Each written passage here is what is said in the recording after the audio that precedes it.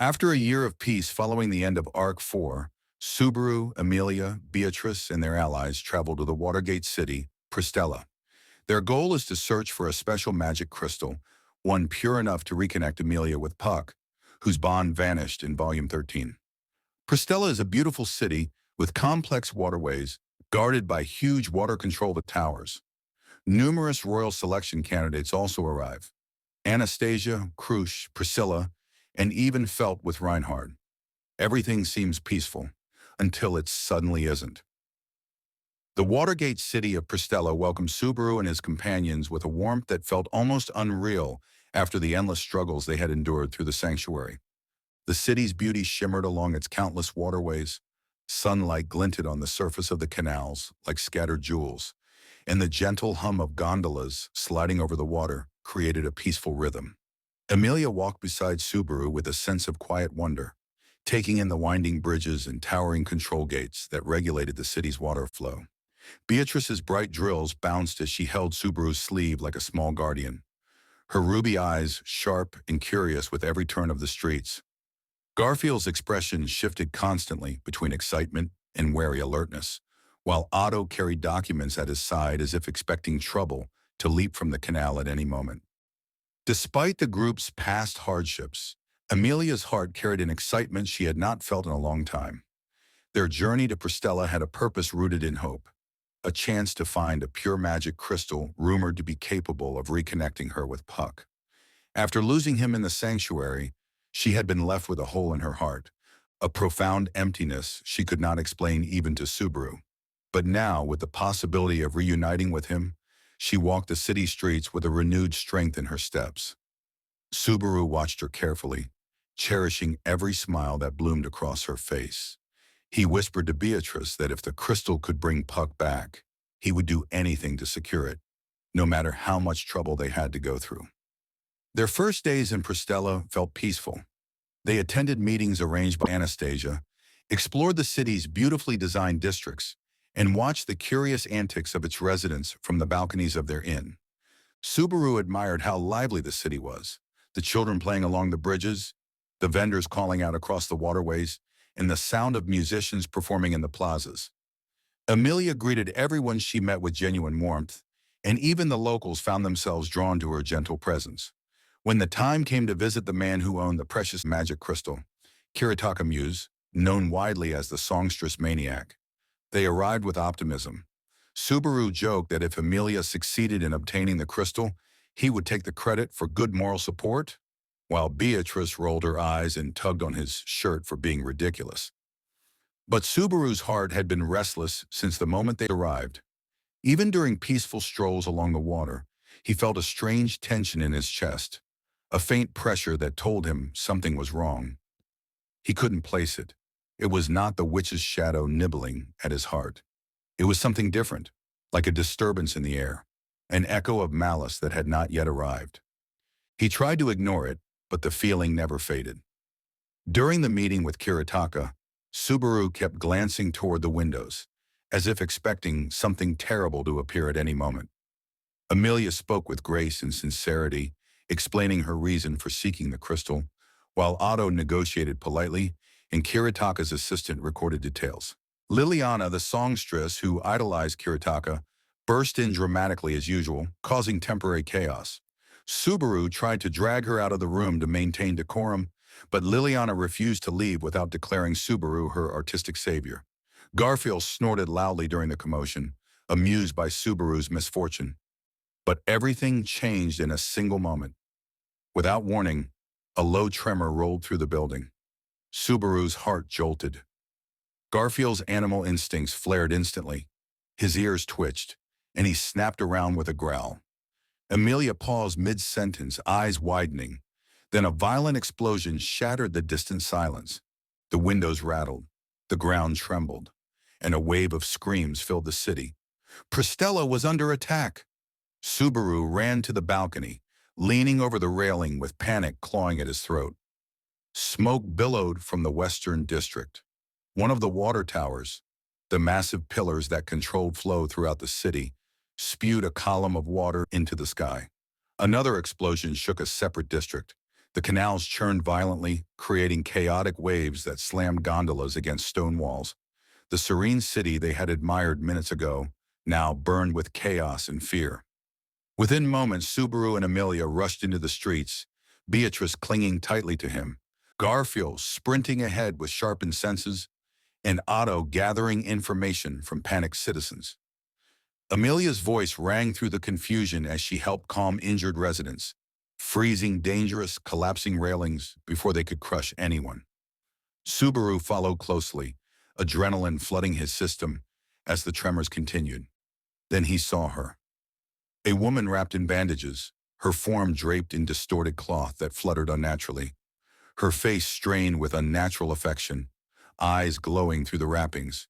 The Sin Archbishop of Wrath, Sirius Romani Conti, walked calmly among the fleeing citizens, her expression frozen between ecstatic joy and burning rage. In the moment Subaru's eyes met hers, his heart convulsed. A wave of emotion exploded inside him.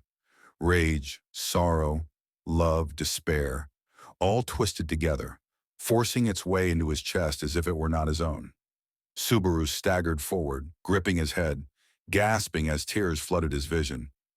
The emotional storm drowned his thoughts, threatening to tear his mind apart. Sirius spoke, her gentle voice dripping with mania, and every emotion she felt seeped into the hearts of those nearby. People screamed, sobbed uncontrollably, or collapsed from emotional overload. Emilia grabbed Subaru's shoulders with desperate strength, calling his name again and again. Beatrice pressed both palms against his chest, pouring mana into his heart to stabilize him. Garfield charged towards Sirius, but was forced back when another explosion tore a tower apart, sending waves of water cascading into the streets. Sirius laughed, her voice amplified across the city. Love must be shared. Love must be felt equally. Let us all feel together. Her authority spread like a plague. Subaru couldn't breathe.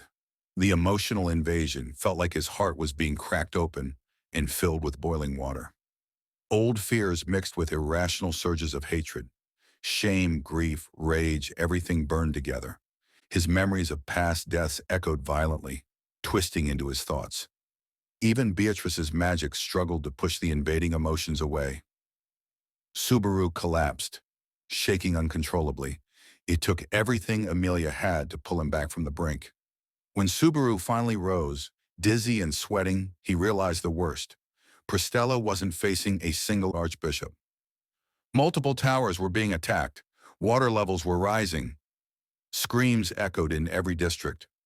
And the witch cult had likely infiltrated the city long before they arrived. This was no surprise attack. It was a coordinated siege, a nightmare built to drag the city down. And the archbishops were only beginning to reveal themselves. Subaru forced his trembling legs forward, even as his vision swayed dangerously. The leftover emotional corruption from wrath dug its claws into his chest with each unsteady breath. Emilia held one of his hands with gentle strength. Beatrice clung to his coat with her small fingers in a determined grip, and Garfield prowled along the edge of the chaos with teeth bared, scanning every corner for danger. But despite the support of everyone around him, Subaru couldn't stop hearing Sirius' voice echo inside him, like a parasite whispering directly into his heart. Every fear he'd ever felt swirled violently together. Guilt from past loops, the terror of losing Emilia or Beatrice, the pain of losing Rem, the horror of dying again and again. It felt as if wrath had awakened every buried wound inside him and sharpened it until he felt raw. But there was no time to collapse. They raced through Priestella's trembling streets as the sound of collapsing debris grew louder. Water jets burst through stone pathways. The canals churned with violent currents. Gondolas smashed and overturned as citizens fled, climbing bridges, clinging to railings, or screaming as they searched for loved ones. Children wailed in confusion. Guards tried desperately to direct people to higher ground. Everywhere they looked, destruction and fear intermingled like a spreading plague. Subaru's legs threatened to give out again, but Emilia refused to release his hand. "Stay with me," she whispered, voice gentle but urgent. "Subaru, please, look at me. Only at me. He forced himself to breathe, forced himself to focus. But before he could fully steady himself, the next threat appeared.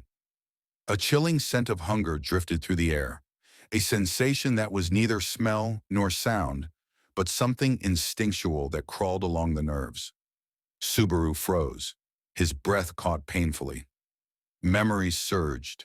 Rem's unconscious body in his arms. Her name erased from reality. The emptiness of having everyone forget her. The helplessness he felt as her entire existence vanished. His heart squeezed until he felt physically ill. Beatrice sensed it instantly and gripped his sleeve urgently. And then he saw them. Three figures walking calmly down the ruined street, moving in perfect harmony as if dancing on invisible strings. Their expressions were serene, their steps light, their presence crushing. The three Sin Archbishops of gluttony, Lai Kairos, Roy Alfard, and Reknera, each wearing smiles far too innocent for the horrors they represented. Subaru's entire body went cold. His knees buckled. His breath hitched like he'd just plunged into freezing water. Beatrice immediately stepped in front of him, spreading her small arms protectively. Garfield snarled and sank low, eyes narrowing. Emilia's breath caught, her hand trembling against Subaru's fingers. Otto stumbled backward with an expression twisted by panic. Oh, Gluttony's voices overlapped in a soft chorus. We know that smell. We remember that taste. Lai blinked curiously. Subaru Natsuki, the boy who breaks. Roy hummed. The boy who suffers so beautifully. Raknera smiled gently. The boy we almost ate. Next time, maybe we will. Subaru could only shake as nausea climbed his throat. Hearing them mention Rem shattered something inside him. His mind spiraled. His heartbeat pounded dangerously fast again. Wrath's corruption feeding on his fear. Beatrice tugged his sleeve sharply. Stop it. Stop thinking about them, I suppose. Subaru, your heart. But Gluttony stepped closer, their voices overlapping like children giggling. Fear tastes so good. We miss this flavor. Subaru nearly vomited. Desperation took hold of him. He grabbed Beatrice's shoulders and forced his voice through trembling lips. Biko, teleport, anywhere, just anywhere. Beatrice's eyes widened with fear. I have barely any mana, but if you order it, do it. Gluttony lunged, and Beatrice tore open space for just a fragment of a second, dragging Subaru with her. The world twisted violently, light ripping across his vision, and they vanished a heartbeat before Gluttony's fingers closed around the air where Subaru had been. Subaru landed hard in a different alleyway, rolling across the wet stone before slamming into a wall. Beatrice collapsed into his lap, panting weakly, nearly unconscious from the mana drain. Subaru gathered her tightly against him, arms trembling. He whispered shakily, You're alive. Thank you. Thank you. Even as his heart pounded wildly, threatening to burst, the teleportation saved them. Barely, but the cost was heavy. Beatrice could no longer fight, and Subaru was falling apart. But Emilia and Garfield found them moments later, relief washing over their faces as they hurried down the corridor. Emilia knelt beside Subaru and pulled him into a tight embrace, her voice breaking with fear. Don't ever disappear on me like that again. He couldn't meet her eyes. He felt ashamed of his weakness and terrified of what the witch cult had planned. Before he could respond, another explosion shook the district. A large section of a water tower collapsed, spraying a torrent of water across the nearby plaza. And then Regulus Corneus arrived. The Sin Archbishop of Greed stepped onto a rooftop like a nobleman admiring scenery. His white suit gleamed. His golden eyes held nothing but irritation, because the world wasn't behaving exactly how he wanted. Subaru felt an immediate sense of dread, even stronger than with gluttony. Regulus was the worst kind of monster, untouchable, believing himself perfect, and possessing an authority that made him physically invincible. When he casually flicked his finger downward, the shockwave exploded the ground around Subaru's group, tearing stone apart like thin paper. Emilia reacted instantly, erecting ice barriers. Garfield leapt to shield them. Subaru dropped to a knee, dizzy with fear. Regulus smiled politely as though annoyed at a child misbehaving. Come quietly, Subaru Natsuki. Someone requested your presence. Don't make me repeat myself. They fled. Not fought, fled. Because fighting Regulus was suicide. The world shattered with each step he took. Emilia pushed Subaru forward with magic-enhanced speed. Garfield carried Otto. Beatrice clung to Subaru's shirt, trembling from exhaustion, and yet Regulus walked casually behind them, closing distance without even running, as if distance itself bowed to his will. Only an emergency floodgate, slamming shut in front of him, slowed him down. Subaru collapsed then, gasping, body shaking violently. Emilia held his face and begged him to breathe. Beatrice tried to mend his broken monoflow. Subaru wanted to scream, but he forced himself to stand again. Priestella was burning, flooding, collapsing. Every second mattered. And then another explosion, another tower failure, forced them to run once more. But the worst hadn't even begun.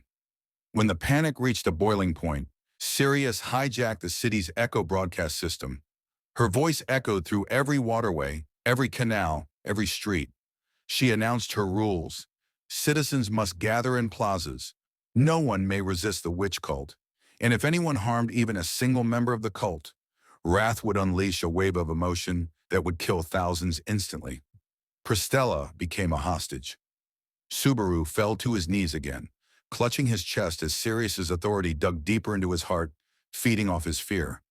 Emilia caught him before he hit the ground. Beatrice screamed his name. Garfield swore. Otto panicked. Anastasia's group arrived with grim expressions. Julius appeared with a drawn blade, having sensed the situation. And Subaru realized the truth. The witch cult didn't just invade Priestella. They owned it. The city was theirs. The echo of Sirius's announcement lingered in the air like a curse that seeped into every crack of Priestella. Even after her voice faded, the oppressive feeling didn't disappear.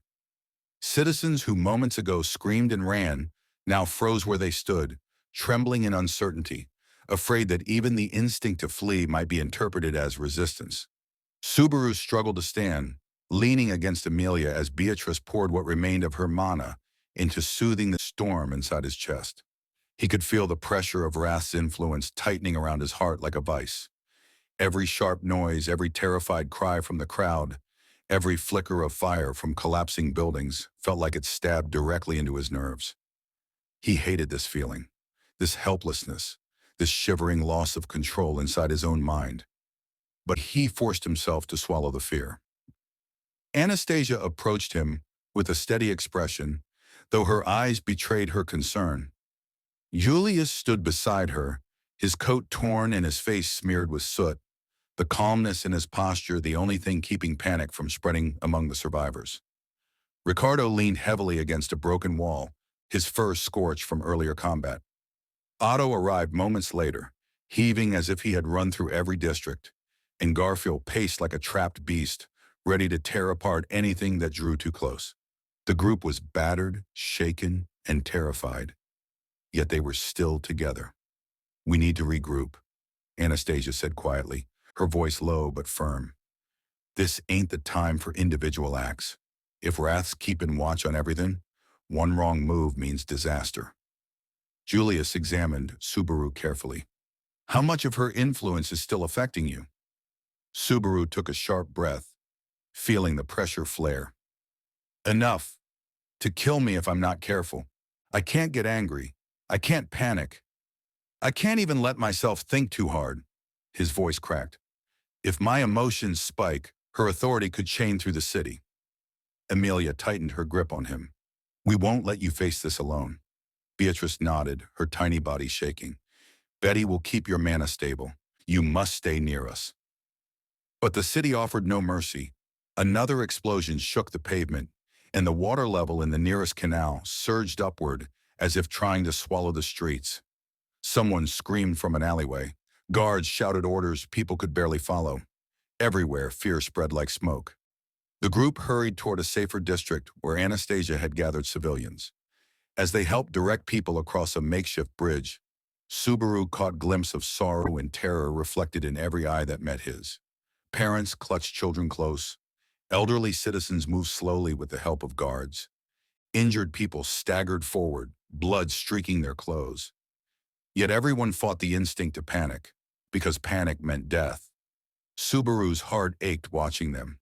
He remembered dying countless times to prevent destruction on smaller scales.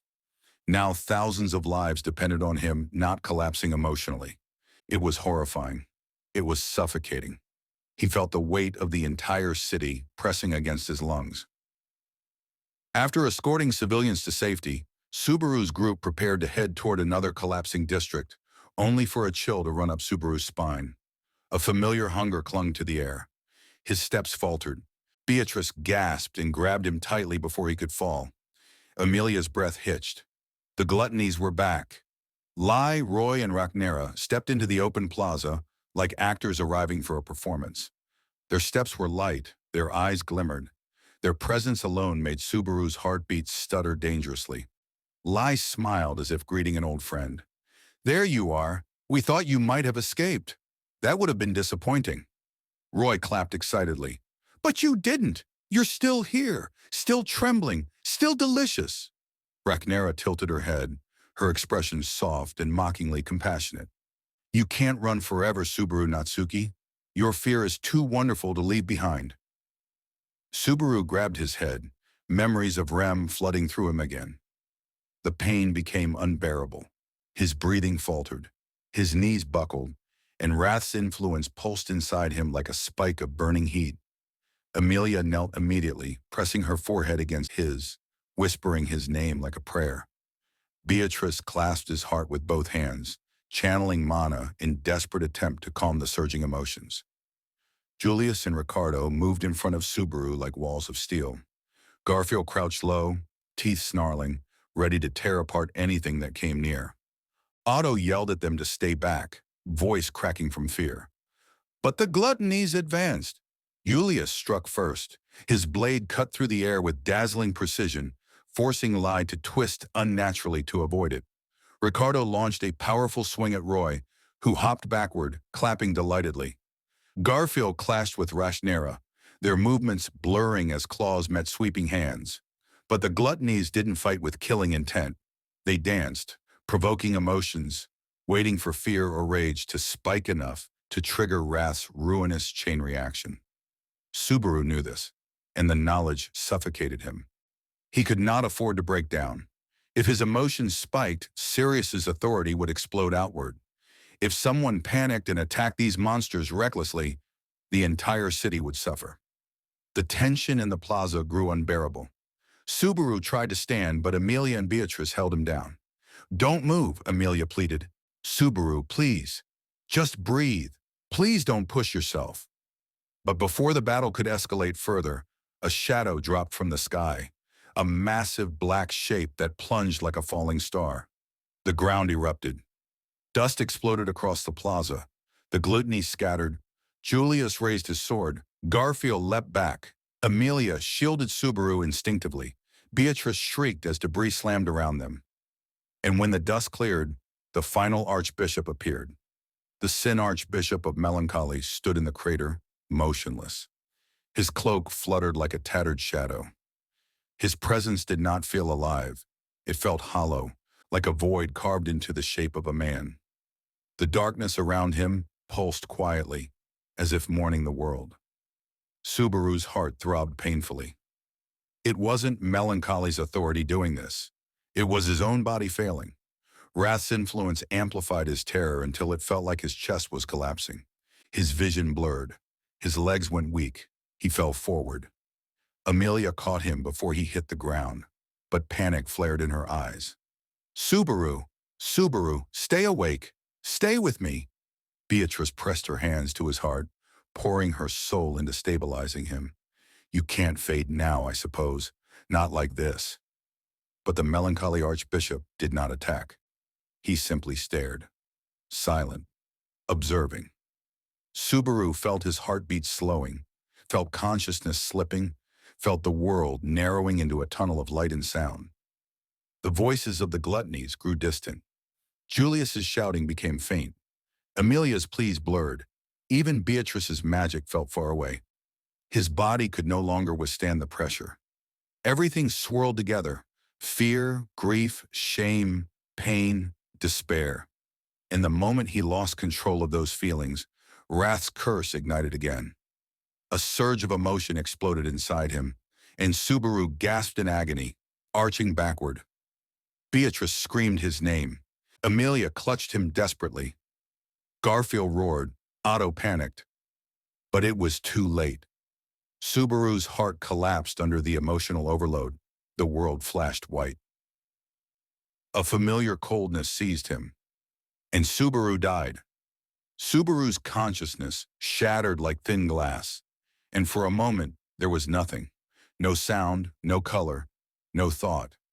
Only a cold, suffocating emptiness wrapped around him. He drifted in that void, weightless, emotionless, stripped of every desperate fear that had overwhelmed him seconds before. But then, as always, the witch's shadow reached for him. A chilling whisper slithered around his soul. Fingers of invisible darkness brushed his cheek. A cold breath exhaled against his ear. A familiar, suffocating presence welcomed him back to the place between life and death. "You've returned," the whisper curled into his spine, loving, possessive, uninvited. A caress he never wanted. Subaru forced his mind forward, crawling out of the dark, clawing through the suffocating pressure, until he opened his eyes. He was standing at the entrance of the inn in Priestella. The sun was still up, the air was calm, the city was not burning, no towers were exploding, no screams echoed through the canals. No emotional pressure crushed his chest. His allies were alive. The nightmare had not begun. He had returned by death. Subaru staggered forward, gripping the railing, sucking in sharp breaths as the memory of his last death burned behind his eyes. His heart trembled violently, though not from Wrath's poison this time. This was pure terror. The moment of death, the surge of emotions ripping his heart apart, the dread of gluttony closing in, the suffocating presence of melancholy above him, all of it returned with overwhelming clarity. Emilia looked up from the courtyard below, her expression brightening when she saw him. "Subaru, you're awake early today." Her voice was gentle, sweet, filled with warmth that pierced right through his trembling fear. Yet it made his breath hitch because she was alive again. Beatrice peeked from behind Emilia's dress and blinked in confusion. "Subaru, you look pale, I suppose." He stumbled down the stairs, nearly collapsing before Emilia caught him in her arms. Her warmth, the familiar scent of her hair, and the soft concern in her voice made his eyes sting. He buried his face into her shoulder, unable to stop the shaking. Beatrice tugged at his sleeve. "You're trembling far too much, I suppose. What happened?" He couldn't answer. He couldn't tell them what he'd seen. The Witch of Envy's curse clutched his throat painfully the moment he even thought of explaining. Instead, he clung to them both, as if they were the only solid ground in a collapsing world. Emilia stroked his hair gently, her voice soft. "It's okay. You're safe. Whatever happened, you're with us now." Subaru wished that were true, but he knew this peace was just the calm before the nightmare returned. He steadied himself, wiping his tears quickly before anyone else saw, and drew a shaky breath. He had to act. He had to think. The witch cult's assault would begin soon, and the city was not prepared. But worst of all, Sirius's emotional linkage would turn any panic into a weapon. If he made a single mistake, if he lost control again, thousands would die. He gathered everyone in Anastasia's meeting room, pretending he was simply nervous about the upcoming negotiations. Otto began discussing the city's security protocols. Emilia listened politely, and Garfield grumbled about Kiritaka being annoying. But Subaru was only half present. Sweat trickled down his spine as he remembered Wrath's emotional plague ripping into him. He kept glancing toward the windows, remembering exactly where the first explosion had happened. As they left the meeting to greet Kiritaka again, Subaru tightened the grip on his sleeve. This time he silently repeated a vow to himself. He would not let the Archbishops corner them the way they did before. He would not allow Emilia to hold his dying body ever again. He would not let gluttony smile at him. He would not feel Regulus's breath at his neck. He would not let wrath destroy his heart. But determination alone wasn't enough to stop panic. Even as they walked the calm streets, Subaru's breath sharpened when he heard a child cry. His shoulders tensed when a distant gate creaked. His chest tightened when he saw water ripple unexpectedly across a canal. Every detail reminded him of what was coming. Emilia noticed his stiffness and slowed her pace. "Something's wrong, isn't it?" He forced a tight smile. "Just thinking too much." She didn't believe him, but she didn't press. Instead, she slipped her hand quietly into his. The warmth steadied him more than any magic could. Before heading to the Tower District, Subaru pulled Otto aside and whispered, "If we sense even the smallest disturbance, we gather everyone and run. No hesitation." Otto blinked at him. "Why? Run?" Subaru stared at him with haunted eyes. "Because if we stay, people die." Otto didn't understand, but he understood Subaru, and that was enough. He nodded with grim resolve. They reached Kiritaka's building, just as the previous loop. Subaru felt a cold sweat build as they entered the conference room, because this was the moment the witch cult had chosen to strike. He tried to calm his breathing, repeating in his mind where each explosion had occurred, which direction the screams came from, how long they had before Sirius unleashed her frenzy. The meeting dragged on. Subaru could barely focus on the words.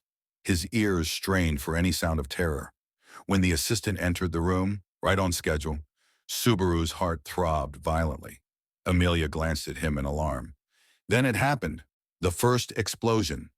Subaru leapt to his feet before the vibrations even fully reached the building. Garfield moved instantly, instincts sharpened by Subaru's sudden alarm.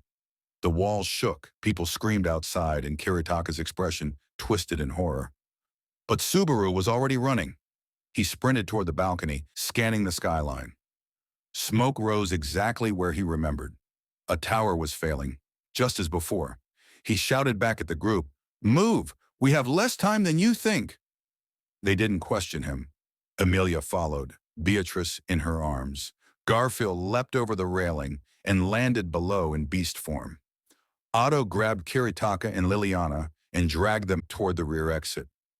Subaru raced through the city, guiding them through the safest routes from memory alone. He avoided the plaza where they met Sirius before. He avoided the alleys where Wrath's emotional contagion had spread. He avoided the district where gluttony first tracked him. For a brief moment, it felt like they had beaten the timeline. But the witch cult attack was far too large. No matter where they ran, destruction appeared ahead or behind. Subaru's legs shook as they reached a bridge overlooking the northern canal. Just as he feared, Sirius was already in the district, broadcasting emotional waves through the crowd. But this time, Subaru didn't walk into her trap. He kept distance. He pulled Emilia and Beatrice behind cover and nodded at Garfield. Garfield whispered, "Boss, you ain't going near her, right?" Subaru swallowed. "Not directly. I can't handle her authority again. We stay hidden, observe, and we run the moment she notices us." They watched from afar as Wrath unleashed her emotional storm. Subaru covered his mouth as the memories surged, but Emilia's hand on his back kept him grounded.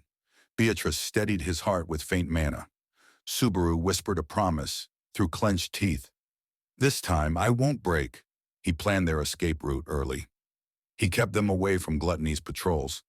He kept them hidden from Regulus's line of sight. But despite all his precautions, the city fell apart faster. New towers exploded out of sequence. Water levels surged quicker. Visaya Street was flooded earlier. The witch cult adjusted their positions. Subaru realized with horror. The archbishops were behaving differently this loop, reacting differently, choosing different attack patterns. Because in the previous loop, Subaru had confronted them.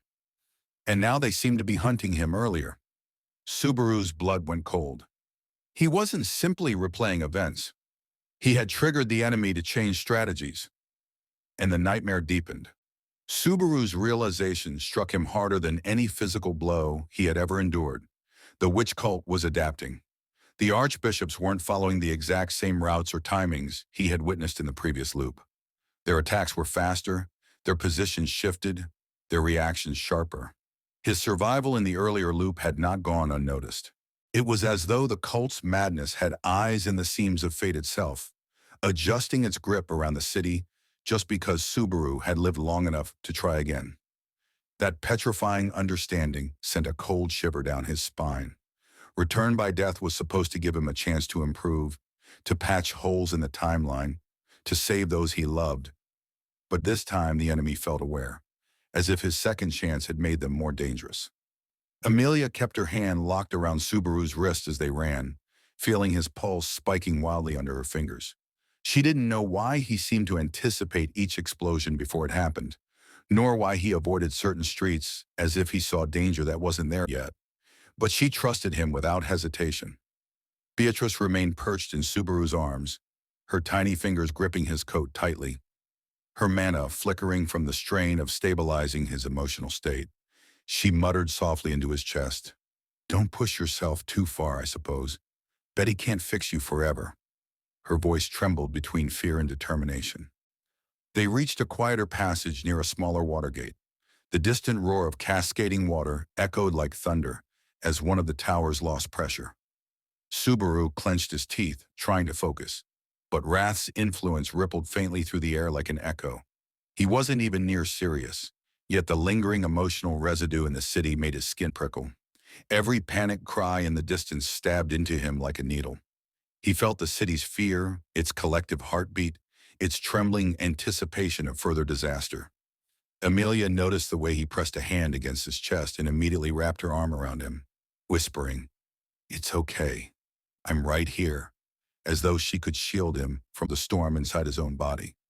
Otto finally caught up to them, panting heavily, sweat dripping down his temple. "The situation is worse than we thought. There are reports of cultists near the East Tower, and the city guards are already overwhelmed. We won't be able to rely on them to stop any of the archbishops." Garfield bristled. "Then we'll just tear through them ourselves." Subaru shook his head violently. "No. If anyone attacks a cultist recklessly, Wrath's ability will turn that into a citywide emotional meltdown." His voice wavered, but the fear in his eyes made every word heavy.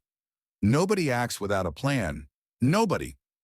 Garfield growled in frustration, but didn't argue. Even he understood the danger of an authority that could kill innocence just by amplifying a single emotion.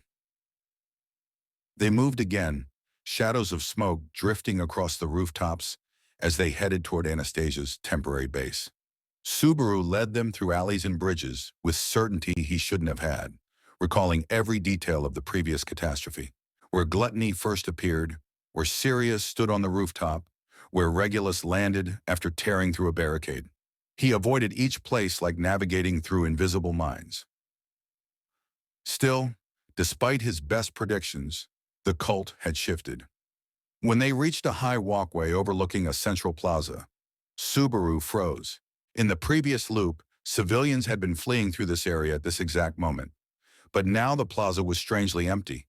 The buildings were intact, the water not yet overflowing, the stone pathways free of debris.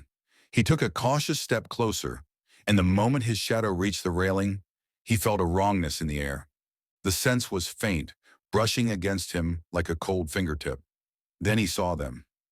Dozens of figures wearing robes embroidered with the witch cult's insignia, standing perfectly still in formation, like dolls arranged in a grotesque display. Their faces were covered by hoods, some holding staffs, others with knives tucked at their belts. They stood around the plaza in complete silence, as if waiting. Subaru's breath hitched. This hadn't happened before. Emilia followed his gaze and tensed. "Subaru, they're already here." "They weren't supposed to be here yet," Subaru whispered, voice cracking.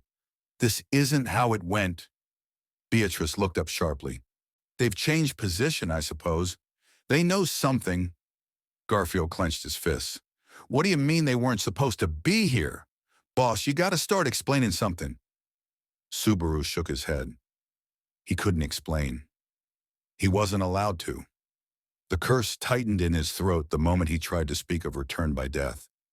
All he could manage was a trembling whisper. "We avoid them. We go around. We can't trigger Wrath's command." Otto wiped sweat from his brow. Then we need to reroute. Now. They turned to leave.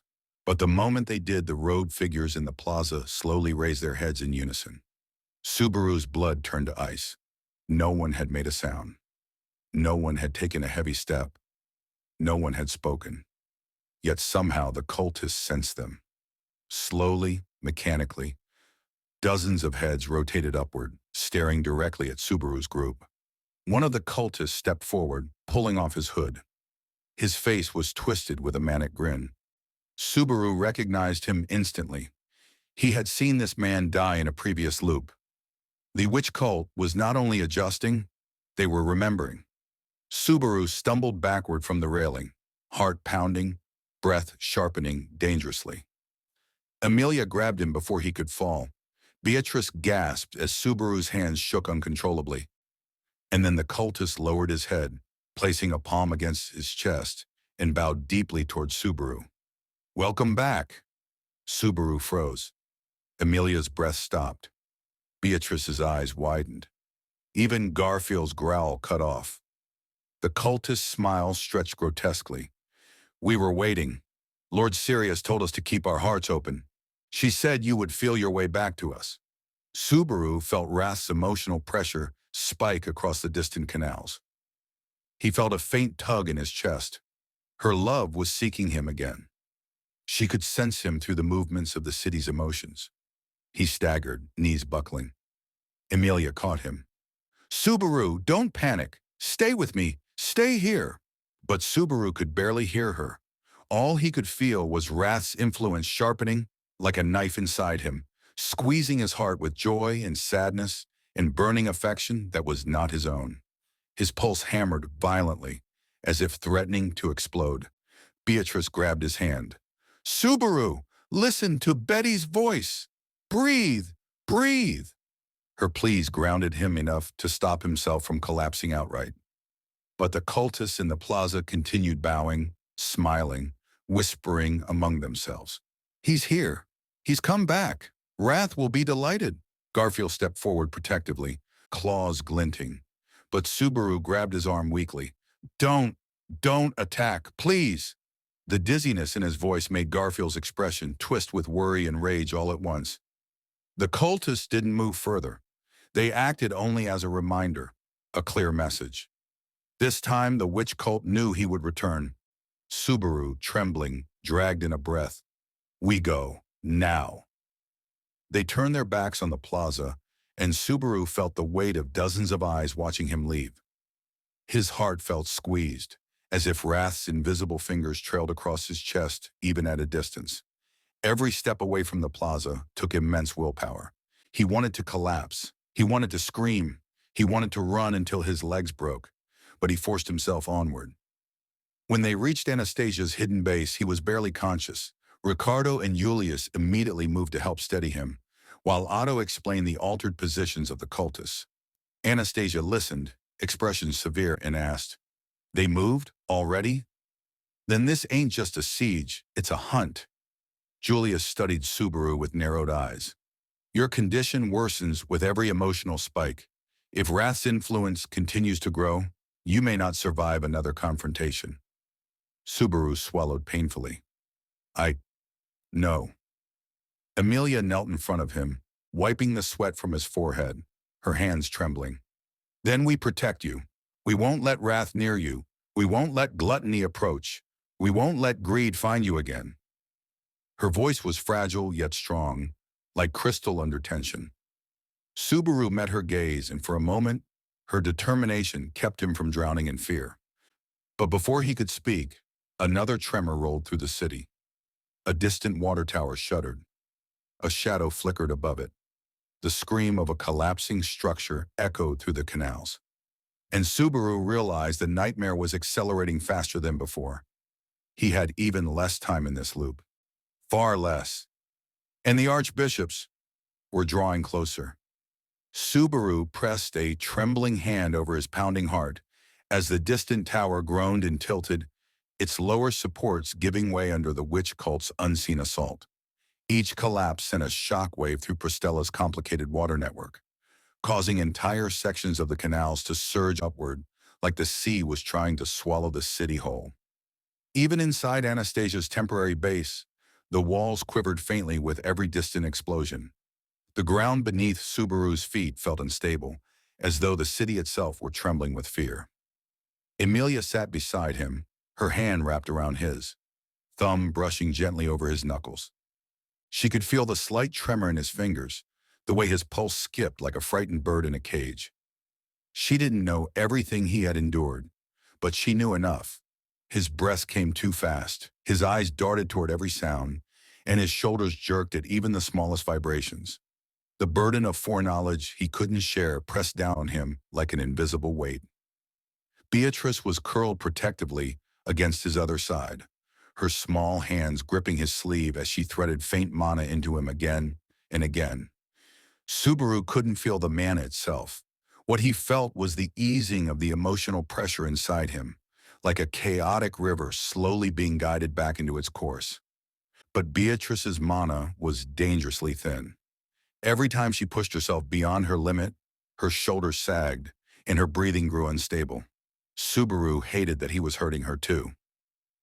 Garfield paced near the doorway, claws flexing anxiously. His instincts were screaming. He could smell danger in every gust of smoke, sense movement in every shifting shadow beyond the windows. "This whole damn city's a ticking bomb," he muttered, fists clenched so tightly the veins stood out on his arms. "If we keep running around like this, someone's going to get cornered. We got to do something." Julius crossed his arms, eyes sharp. "We can act, but we cannot act emotionally. That is what Wrath wants. If we strike without thought, her authority will punish everyone in range." Ricardo nodded grimly. "One hot-headed move could fry 10 districts. This is fighting with our hands tied." Otto, still sweating, brushed hair from his forehead. "Subaru, you seem to know exactly where the cultists would move earlier. You guided us away from danger multiple times. Please, if you know something, anything, tell us the safest path." Subaru swallowed hard. He wanted to answer. He wanted to tell them everything. He wanted to explain how he died, how he saw the city drown, how he saw Garfield crushed, how he felt Wrath tear his heart apart, and Gluttony whisper Rem's stolen name as he collapsed. But the moment the thought rose in his throat, a crushing force seized his chest, the witch's curse cutting off his breath. Pain lanced through his ribs. Beatrice immediately grabbed him, alarmed.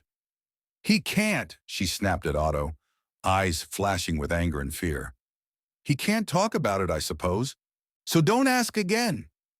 Otto stepped back, guilt washing over his face.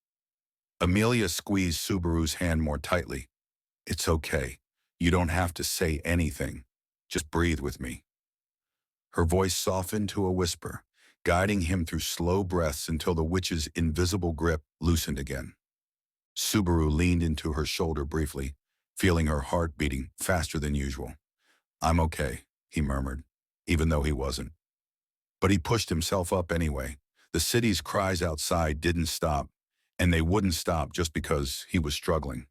"We need a plan," he said, voice still shaky. "If we don't do something soon, the whole city's going to go under." Anastasia nodded, stepping forward. "Then let's start with what little we do know. The witch cult has taken positions near the water towers, in the plazas, and among the civilians. Wrath's turning the whole city into a hostage zone. But they're not acting randomly. They've got a pattern." Julius spoke next. "The archbishops each have specific territories. If we map where each authority is manifesting, we can avoid crossing boundaries until we're ready to confront them properly." Subaru bit the inside of his cheek. He remembered where each archbishop stationed themselves into the previous loop. But now the positions had changed. Sloth attacked early. Gluttony patrolled sooner. Regulus moved unpredictably, and the moment Subaru reappeared, cultists recognized him. The nightmare wasn't following the same script, but he still forced his mind through the fog of fear and recalled the patterns he could trust. Wrath won't move far from the broadcast tower once she starts spreading her authority. Sloth aims for high traffic areas where despair spreads fast, greed roams, and gluttony hunts. Emilia felt his hands shake again. Beatrice touched his cheek gently. Calm, speak slowly. It's okay, I suppose, he continued. If we avoid the main plazas and stick to the narrow canal paths, we can move without triggering a mass panic. Julius nodded. Then that's our first move. They gathered their weapons and prepared to move out again. Subaru forced himself to stand, every bone in his body heavy with dread. Emilia helped him to his feet, brushing dust from his coat.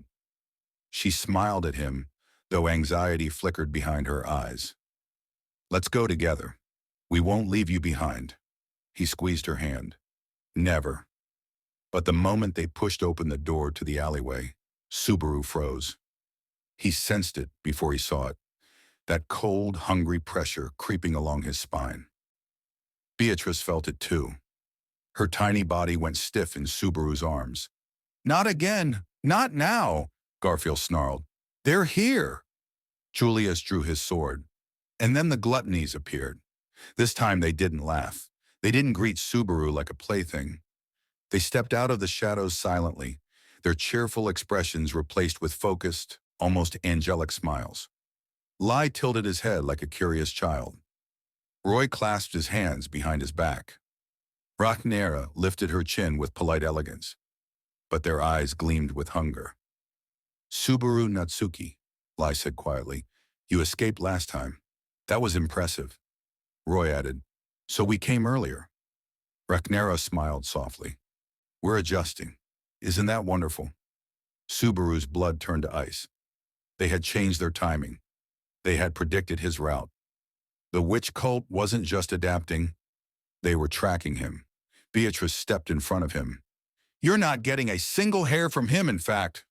Her voice shook, but the fury in it was real. The gluttonies giggled softly, their voices overlapping like a choir of children. You taste like fear. You smell like despair. You remember her, don't you? Rem, Rem, Rem. The name stabbed into Subaru's chest. His vision wavered. Wrath's emotional poison surged violently. His heart hammered painfully. Emilia grabbed his shoulders. Subaru, look at me. Don't listen to them. But it was too late. Gluttony fed on his emotion. He staggered, Beatrice screamed, and Garfield lunged. He slammed into the front gluttony before Subaru could collapse completely, claws flashing, teeth bared. Julius followed up with a swift strike to distract the other two. Ricardo shoved Otto back into the shelter. The alleyway exploded into chaos. But even as Garfield's roar echoed through the streets, Subaru felt the emotional explosion building inside him again, the same overwhelming pressure Wrath had triggered before. His heart seized. His breath faltered. He felt the world narrowing again. No, Subaru! Emilia cried, pulling him close, holding him like he would disappear if she let go. I'm trying, he gasped. Biko! Beatrice pressed her forehead against his chest, pouring her last fragments of mana into him. But the emotional overload sharpened, his vision blurred. The sound of battle faded. Everything swayed, and Subaru realized with horror. If he broke again, Wrath's authority would kill everyone in the alley. He clenched his teeth. He forced the breath into his lungs. He tried, desperately, not to feel. But fear was too strong. The witch's curse was too deep. And the witch cult was closing in deeper than ever. Subaru's mind felt like it was drowning in boiling water. Every second he forced himself to stay conscious, felt like pushing through a storm of knives. His heartbeat pounded erratically, threatening to break apart under the pressure of Wrath's emotional net that lingered in the city's air like a ghostly miasma. It didn't matter that Sirius wasn't physically near him. Her curse clung to his soul, amplifying every fear, every tremble, every flicker of panic he tried to suppress. And Gluttony's presence made it infinitely worse. The three gluttonies continued advancing with graceful, almost affectionate steps, their expressions a blend of childish innocence and predatory hunger. Their eyes glittered with delight every time Subaru's breath hitched or his hands shook. They savored his terror, as if each tremor in his body was another course in a feast only they could enjoy. Emilia tightened both arms around him, her forehead pressed against his. She whispered soothing reassurances through trembling lips, her voice cracking as she felt his heart racing dangerously beneath her hands. You're okay. You're okay. Stay here with me, Subaru. Don't let them in. Her voice trembled as if she were trying to convince herself too. She could feel him slipping, falling again into that spiraling emotional breakdown that had killed him in the previous cycle.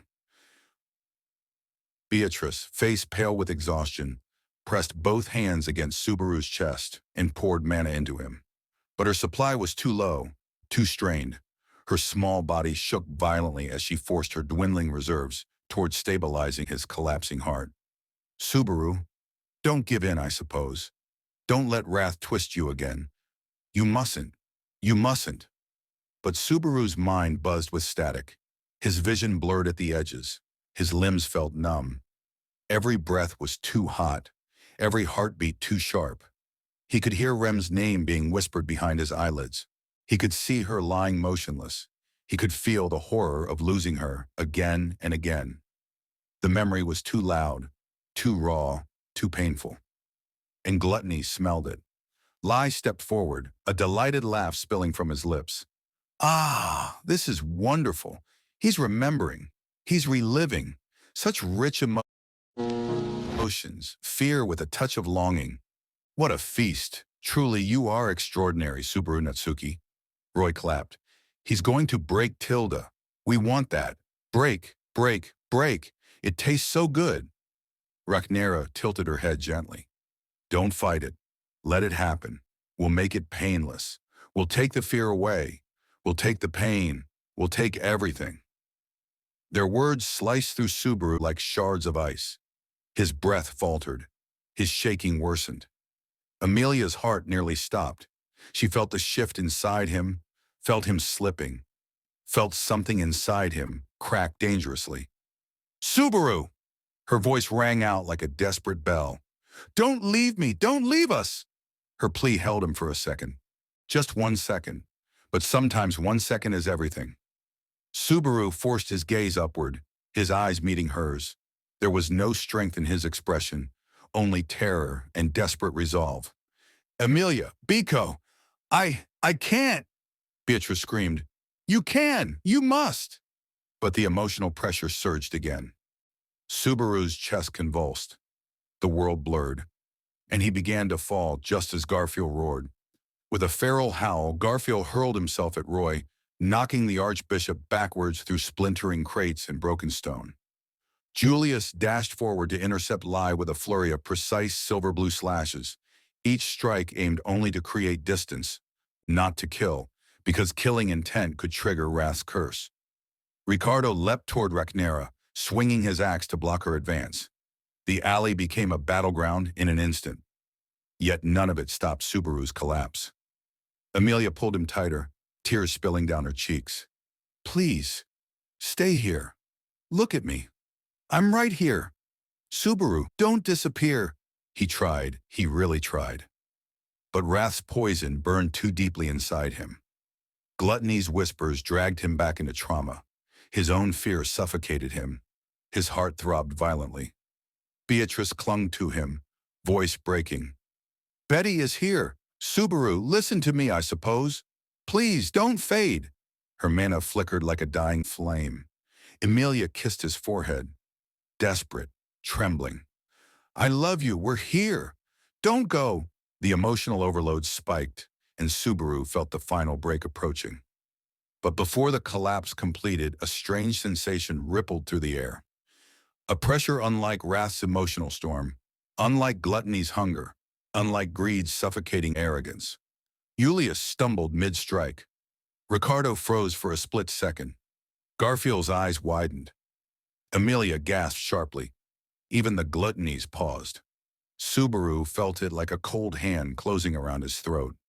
A pulse, dark and heavy. A presence approaching. A shadow falling across the alley.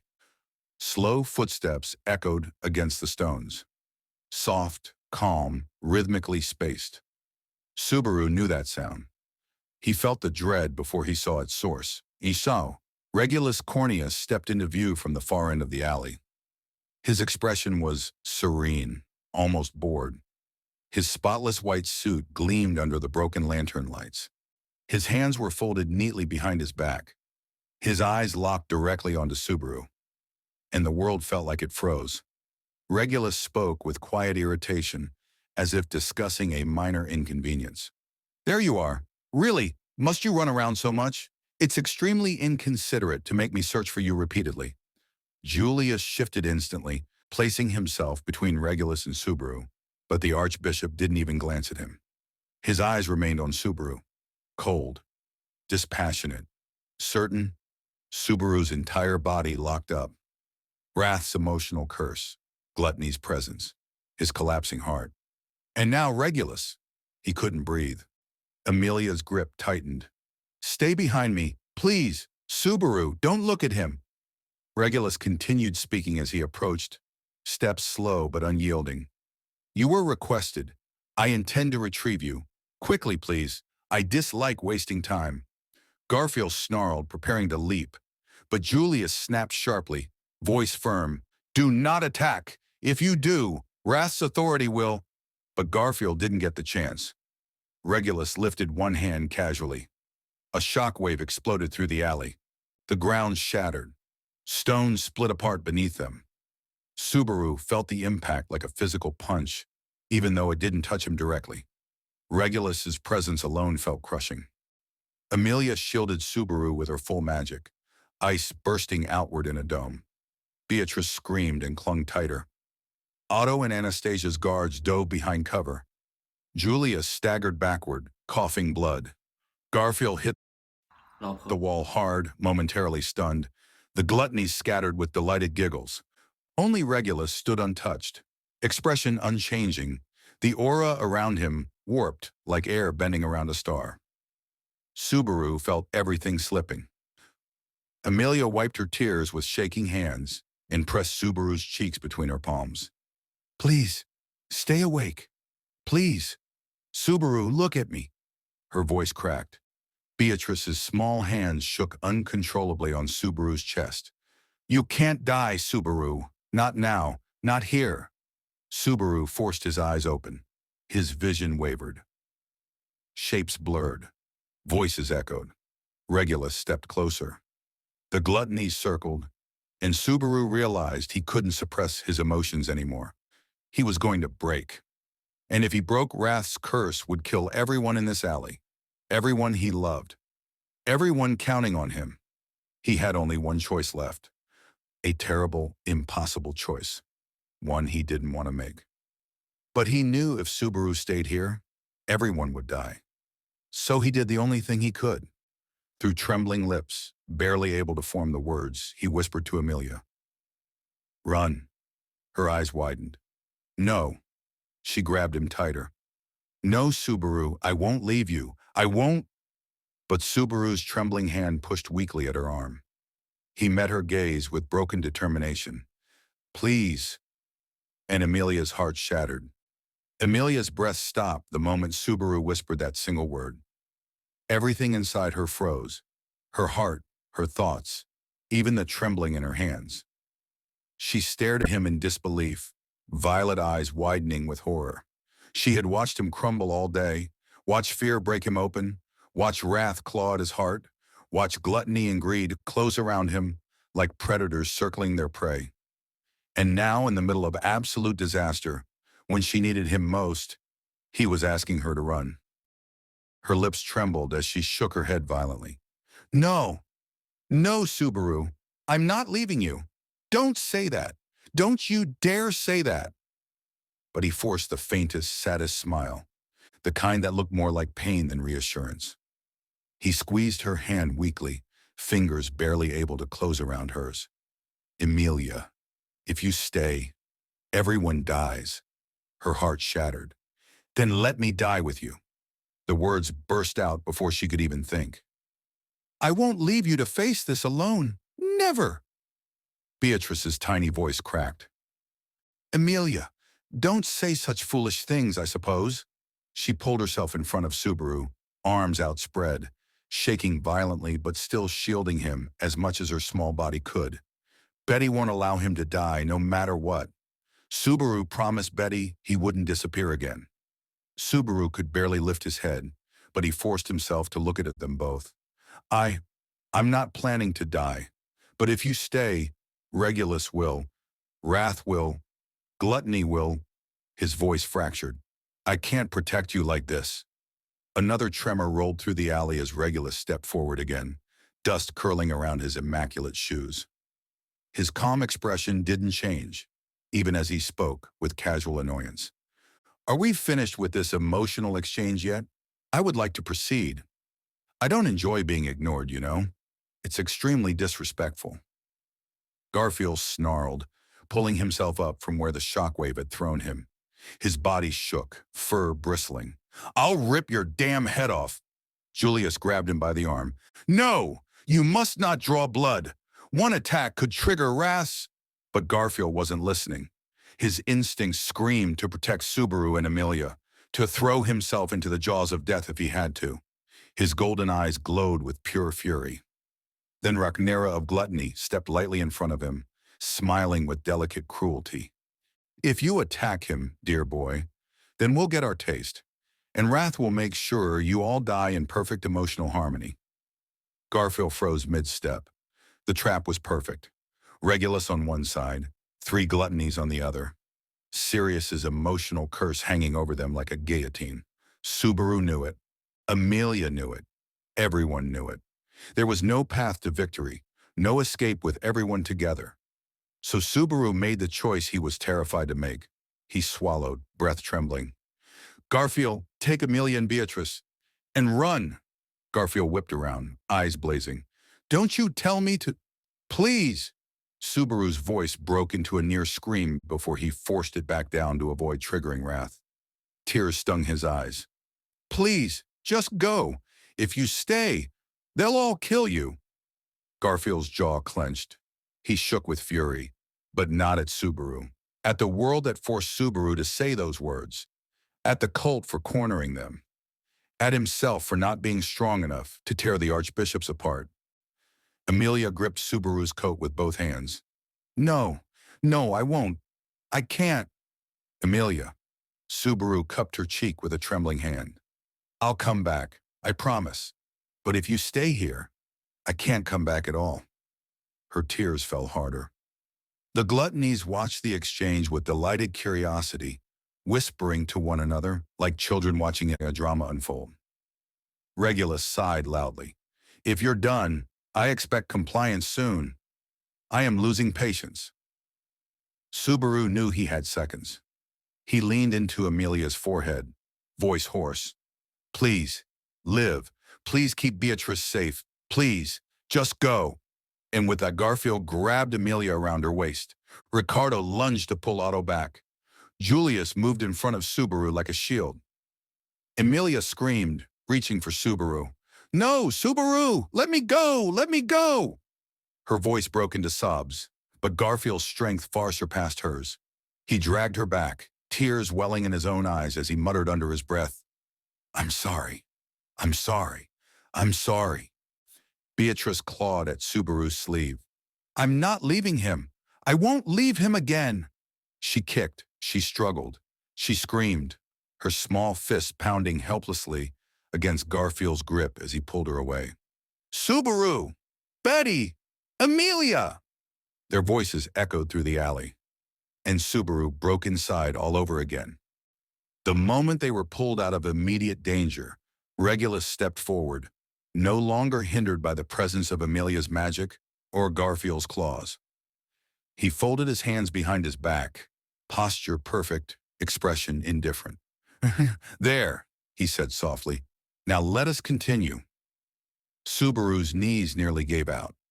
Julius stood between him and Regulus with trembling resolve, though he knew he could not stop what was coming. Behind them, the gluttonies spread out like a closing net, ensuring no one else would interfere. Subaru swallowed painfully. What do you want? Regulus blinked slowly. I was told to retrieve you.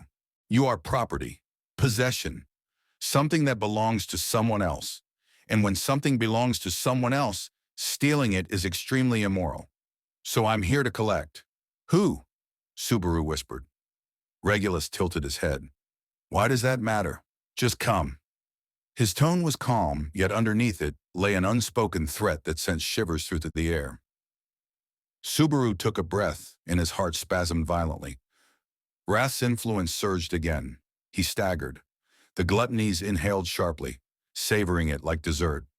His fear is growing. He's trembling again. Such a delightful flavor. Subaru clutched his chest, falling to one knee. His vision blurred. His breath became a sharp gasp. Every fear he had tried to suppress erupted inside him with terrible force. He was breaking again. Emilia's sobs echoed faintly from the distance, carried by the wind. Beatrice's screams tore at his heart. He could still hear them, even though they were gone. He tried to focus. He tried to breathe. But Wrath's curse dug deeper, crushing his heart. Everything shook.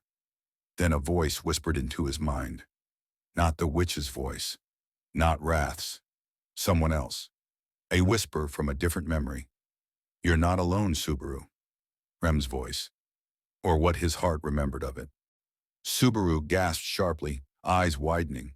He felt a warmth bloom in his chest. Gentle, soft, familiar. A memory he refused to let gluttony or wrath take away. He held on to that memory with everything he had left. His heart didn't stabilize, but it stopped collapsing. Just enough. He pushed himself upright. And for the first time since the attack began, Subaru stood on his own legs. Julius glanced back in shock. Subaru! Subaru wiped his tears with the back of his trembling hand. He turned to face Regulus with a newfound steadiness. The faintest flame of will igniting again. I'm not going with you. Regulus blinked. Excuse me? I said, no. It wasn't loud. It wasn't strong. It wasn't heroic. But it was real. Regulus's expression darkened, not with anger, but with something far worse. Offended dignity. You dare refuse something you owe? Something that belongs to me? He stepped forward. Julius raised his sword. Gluttony tightened the circle. Wrath's presence pulsed faintly. And Subaru, barely standing, barely breathing, prepared for hell. The nightmare wasn't over. But he had just taken his first step back into the fight. The word no hung in the air like a spark on dry tinder, too soft to be defiant, too trembling to be triumphant, yet powerful enough to bring the entire alley into a moment of stunned stillness. Regulus blinked slowly, almost confused, as if he genuinely could not comprehend the meaning of Subaru's refusal. To him, resistance was not rebellion. It was an impossibility. Gluttony's trio fell silent behind him, their delighted whispering dying off into quiet, hungry anticipation. Julius stiffened, bracing himself for the inevitable backlash. Subaru swallowed hard, fighting the tremor in his legs, the pounding in his chest, and the suffocating weight of Wrath's lingering curse. Regulus's expression shifted only slightly, a faint tightening at the corner of his mouth. But that subtle change sent chills rippling up through the air. I see, he murmured softly, almost thoughtfully. You refuse, rejecting my request? No, rejecting what I was asked to retrieve. His voice lowered into something colder. That is extremely unreasonable. Subaru forced a breath through his tight throat. I'm not property. I'm not yours to deliver. Regulus tilted his head. That is incorrect. Something that is claimed belongs to its claimant. If it has been claimed, it must obey. To deny that is theft. His tone remained disturbingly calm. Do you understand how irritating that is? Julius stepped forward, sword angled defensively. Regulus Corneas, stop your advance. Regulus didn't even spare him a glance. I am not speaking to you. It's rude to interrupt. Julius's jaw tightened. Subaru drew in a shaking breath and took a single step back. His vision blurred at the edges. The emotional pressure inside him pulsed dangerously with each heartbeat. If Wrath's curse reactivated while he was face-to-face with these monsters, he wouldn't be the only one to die. The entire district could collapse under an emotional explosion. He couldn't afford to panic again. He couldn't afford to break. But Regulus stepped closer. "You are not considering the feelings of others," Regulus continued. "You reject what others desire. You reject the natural order. You reject your obligations. That kind of behavior is unbelievably selfish." Subaru's lips trembled. "Selfish? You're, you're the one trying to kidnap me." Regulus raised a finger. Julius grabbed Subaru and dove backward just as the air before them warped. A shockwave blasted through the stone walkway, tearing a clean gash through it like paper. Dust exploded upward.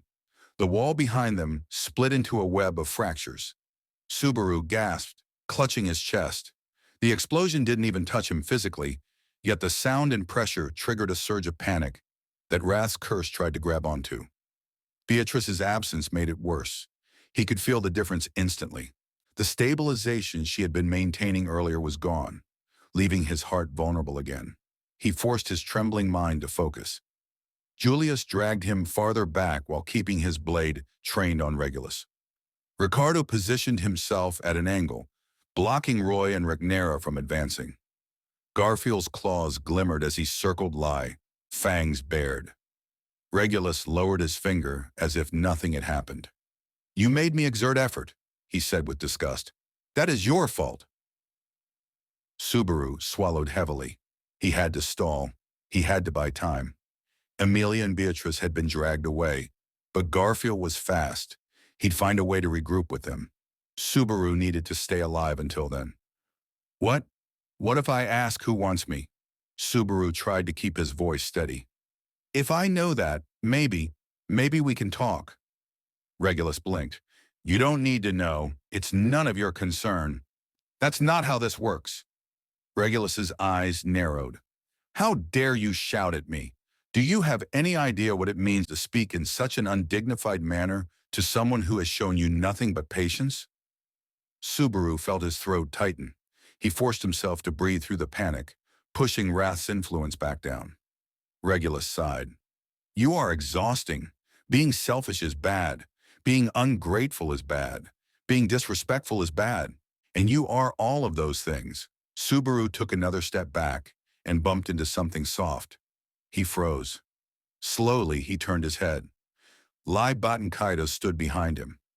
Subaru didn't even hear him move. Lai smiled gently. "You tremble so wonderfully. You smell extraordinary. If Regulus doesn't want you, can we have a bite?" Subaru's heart convulsed violently. His breath caught. He staggered back toward Julius, eyes wide. "No," Julius said firmly, stepping in front of Subaru again. "You will not touch him." Lai giggled. "Touch him? Oh, we wouldn't just touch him." His eyes gleamed. "We'd consume him." Regnera approached from the side with elegant steps. All his memories, all his emotions, all his essence. Roy clapped his hands once. "He'd taste so good, Tilda." Subaru's vision flickered dangerously. He felt the queasy lurch of emotional overload creeping back in. Wrath's curse pulsed faintly again. "Not now. Not now. Not now." He forced his breath through clenched teeth. Julius gave him a sharp whisper. "Steady yourself. You must not collapse." "I know," Subaru whispered back, voice cracking. "I'm trying." And he truly was. But the circle tightened. Regulus in front. Gluttony behind. The walls to the left and right collapsed from shockwaves and water pressure. He was trapped. Then a distant roar echoed across the city. Subaru's head snapped toward the sound. Water thundered through the canals as another tower collapsed with a violent crash. The impact rippled through the stone pavement. Everyone, not just Subaru, stumbled slightly as the ground shook beneath their feet. Regulus stopped walking. Lai looked toward the smoke. Regnera blinked. Roy frowned. "Ah, something's moving." Subaru saw it immediately.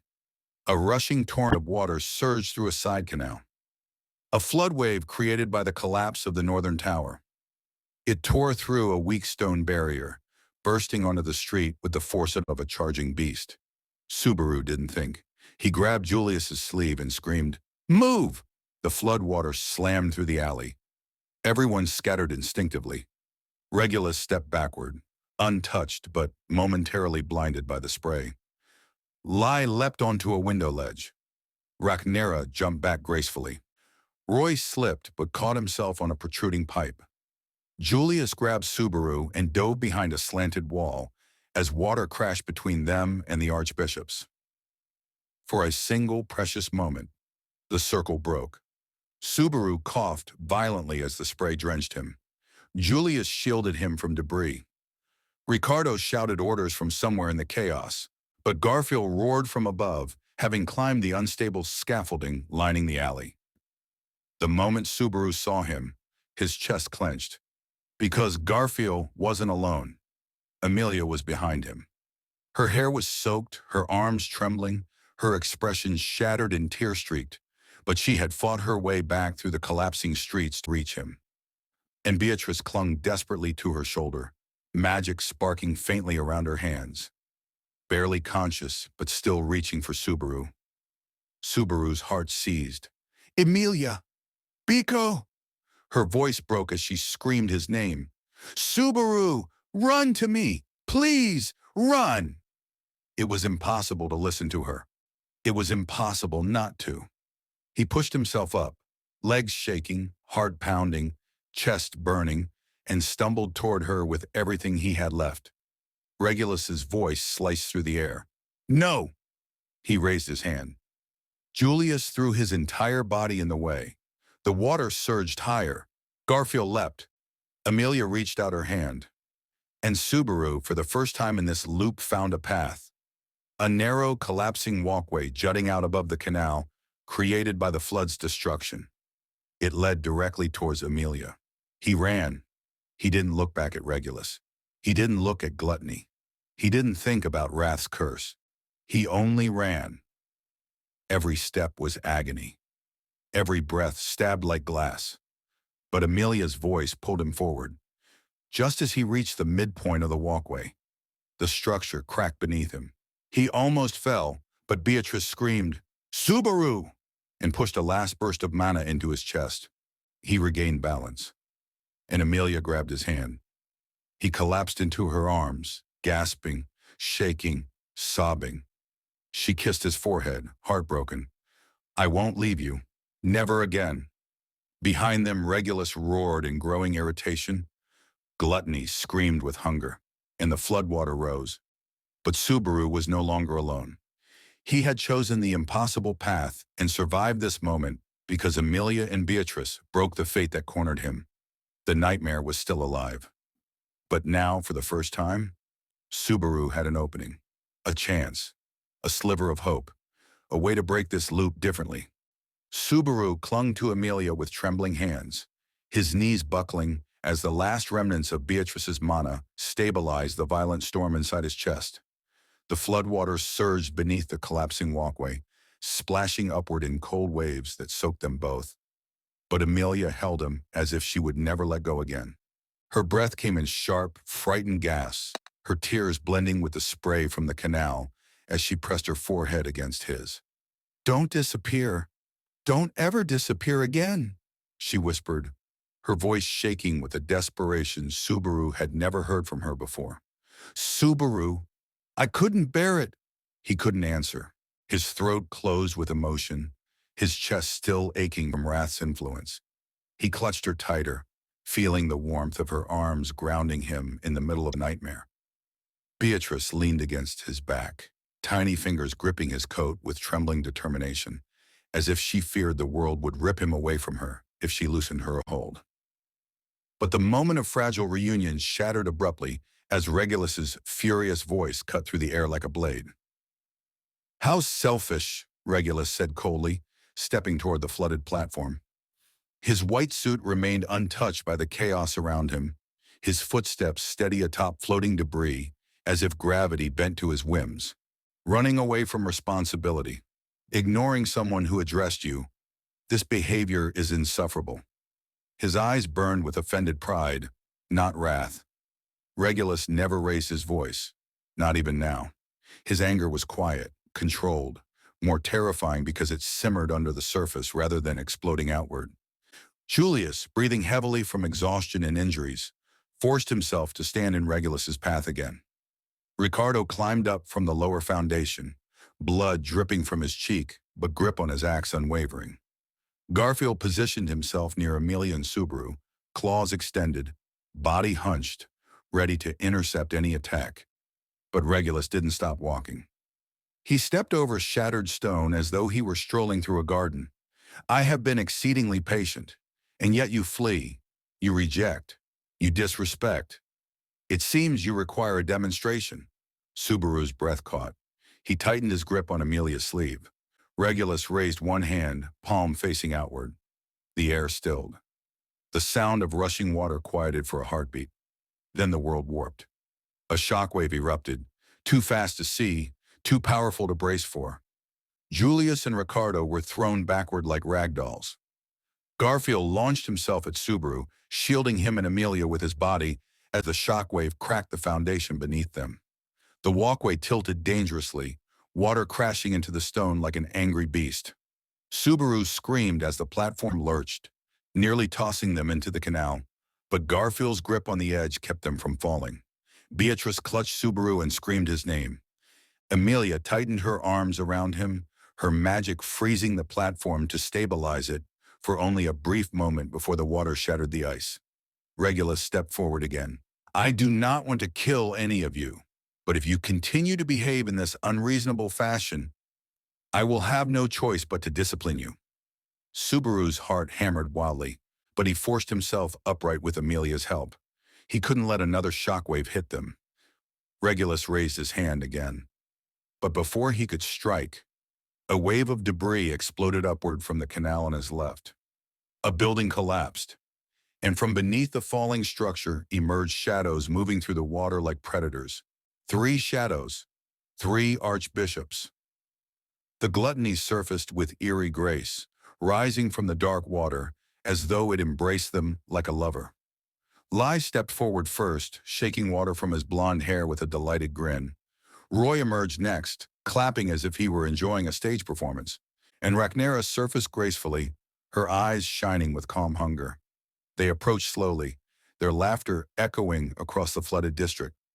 You're running again, Lai whispered sweetly, but that's okay.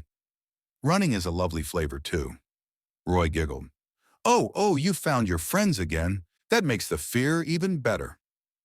Rhaenyra tilted her head. You can't escape, but we admire the effort. Subaru felt Wrath's emotional pressure stir inside him again. The gluttony's presence made it impossible to suppress the fear. He tightened his grip on Emilia to avoid collapsing. But then Emilia stepped forward to shield him. Her expression shifted from fear to something sharper, resolve. She spread her arms slightly, breath catching, and summoned ice in her palms. Stay back, she said quietly, though her voice trembled. You're not touching him. Regulus frowned. I was speaking. Do not interrupt me. The gluttonies ignored him entirely. Julius, struggling to his feet, wiped blood from his jaw and forced himself to stand tall beside Emilia. Lady Emilia, don't go too far ahead. I won't, she whispered, though her eyes never left the enemy. The chaos of the battlefield intensified as the rising waters swallowed more of the district. The platform Subaru stood on shifted every time a wave hit. Buildings leaned at dangerous angles. One of the water towers groaned ominously from another side of the city, ready to collapse at any moment. Anastasia's voice reached them faintly from a higher vantage point as she shouted for her mercenaries to regroup. Ricardo's axes gleamed again as he rejoined the fray. Otto slid into place behind Emilia, holding a soaked map, breathing hard but ready to support them with any knowledge he could muster. Everyone braced themselves.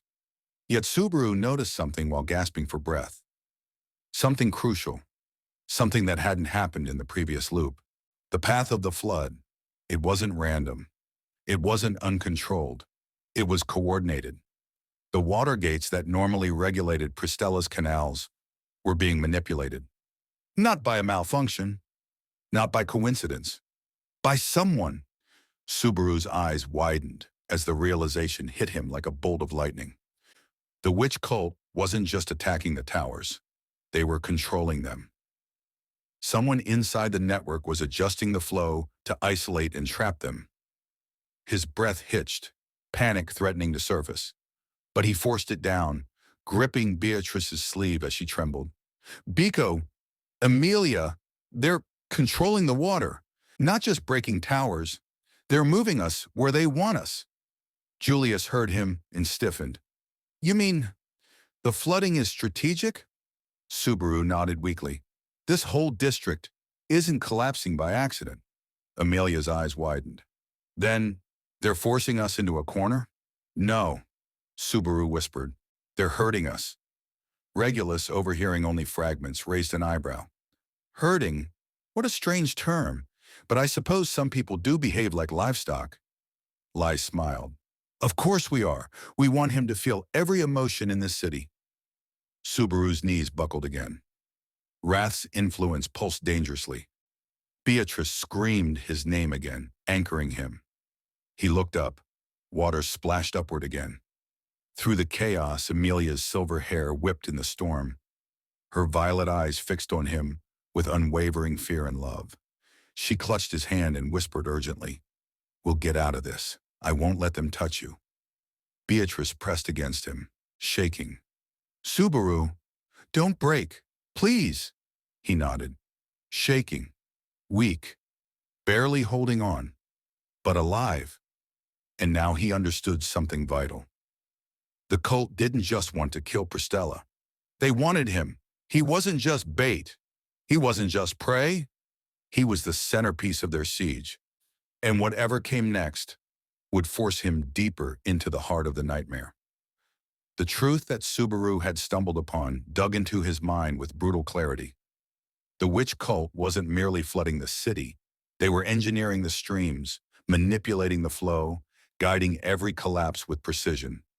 The realization made his breathing tighten. The cult wasn't just controlling Priestella. They were controlling the battlefield, shaping it to force all paths into one inevitable conclusion. And that conclusion involved him. Emilia felt the shift in Subaru's posture as he trembled in her arms. She cupped his face, her voice urgent but gentle. Subaru, what did you figure out? Tell us. We can't help if you stay quiet. He swallowed hard, fighting down the nausea rising in his throat. They're cornering us. The water, the towers, the positions of the archbishops. It's not random. They're trying to force me somewhere. Garfield stiffened, teeth bared. Force you where? Subaru shook his head, eyes widening with fear as he looked at the rising water around them, the caved-in alley behind them, the archbishops closing in. I don't know, but they're pushing us into one place. And if we step into that last piece of their plan, something terrible will happen. Regulus, overhearing the tail end of Subaru's words, let out an aggravated sigh. You're overthinking. You should simply obey. Actions become far more complicated when people insist on exercising their so-called free will. The sheer absurdity of his complaint only made the moment more terrifying. Subaru wanted to scream that Regulus was the one shattering the city with his whims, but he held his tongue. The slightest spike of anger could trigger another emotional collapse under Wrath's lingering influence. Julius, panting as he steadied himself after the flood's chaos, stepped in front again, positioning his body between Regulus and Subaru. Your argument holds no logic. You speak as if lives belong to you. Regulus responded without emotion. Lives belong to whoever claims them. It's quite simple. Anything unclaimed is free. Anything claimed must obey. Subaru Natsuki has been claimed. Subaru's heart twisted in confusion and fear. Claimed? By who? But before he could ask, Regulus lifted his hand again. The air warped, stone cracked, debris shifted. But before he could release another shock wave, a violent wave of water surged directly into his side. Regulus didn't budge, not an inch. The water parted around him as if he were an immovable pillar. Yet his eyes flickered with faint irritation at being interrupted. How noisy! The water didn't slow him, but it did slow gluttony. For a heartbeat, Subaru seized that moment with everything he had left. Run!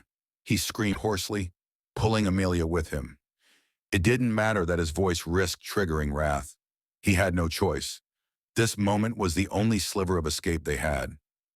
Beatrice screamed in panic as she clung to Subaru. Garfield barreled forward, scooping Subaru, Emilia, and Beatrice into his arms and propelling them forward with all his strength. The collapsing walkway behind them gave way as Regulus's shockwave finally shattered the last remaining supports, sending the platform crumbling into the canal below. The gluttonies leapt after them, water splashing as they moved like shadows across the surface.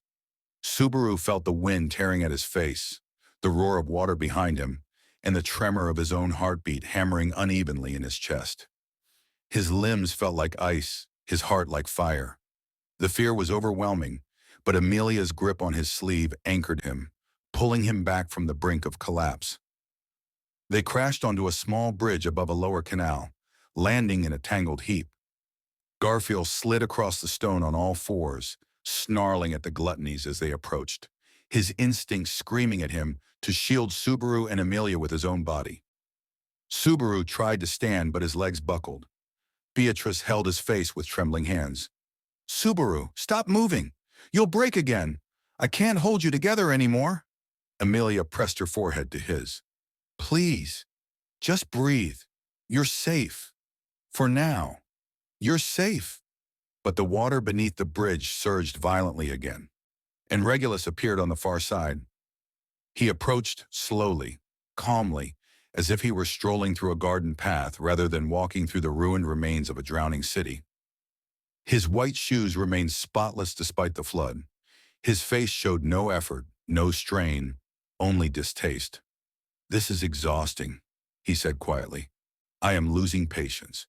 If you had simply complied instead of running, none of this unpleasantness would be happening."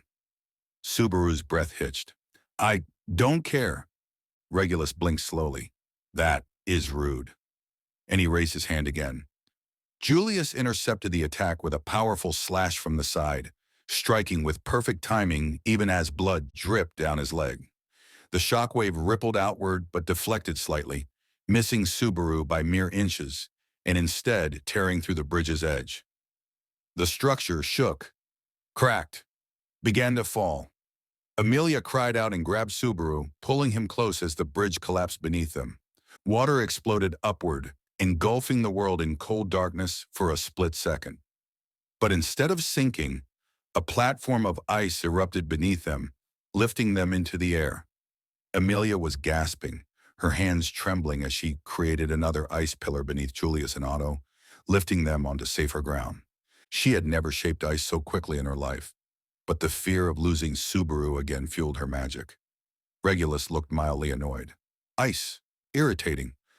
Garfield roared and leapt toward the gluttonies as they climbed onto the collapsing stone, claws gleaming. Beatrice clung to Subaru, eyes wide with panic as she tried to channel even a flicker of magic, but her reserves were nearly gone. Then something unexpected happened. A deep rumble shook the city, a different sound than the collapsing towers or erupting floodgates. This one felt like something underneath Priestella was shifting. Subaru stiffened. "What was that?" Otto's eyes widened with sudden realization. "The underground water channels. If too many gates fail at once, the entire lower network will destabilize." Julius paled. "If that happens, the city could sink," Otto finished breathlessly. Subaru's entire body went cold. The witch cult wasn't only hurting them, they were destabilizing the foundation of Priestella itself. Regulus stepped forward again, ignoring the quaking beneath his feet. "Let us finish this. My patience is not infinite." The gluttonies moved closer, their footsteps almost soundless on the slick stone. Lai licked his lips. "He's almost done. I can taste it." Roy leaned forward eagerly. "Let's eat him before he breaks completely." Rhaenyra's eyes softened as she tilted her head. "You won't feel pain." Subaru's heart seized, his breath faltered. Wrath's influence pulsed again, threatening to overwhelm him. He felt tears sting his eyes. His legs shook beneath him. But then Emilia grabbed his face firmly with both hands. Her voice broke. "Look at me, Subaru. Not them. Look at me." He forced his gaze upward. Her violet eyes were full of tears, full of terror, full of determination. Beatrice leaned against his back, sobbing quietly. Subaru, please, don't break. Not now, I suppose. Julius stepped in front of them. We stand no matter how hopeless.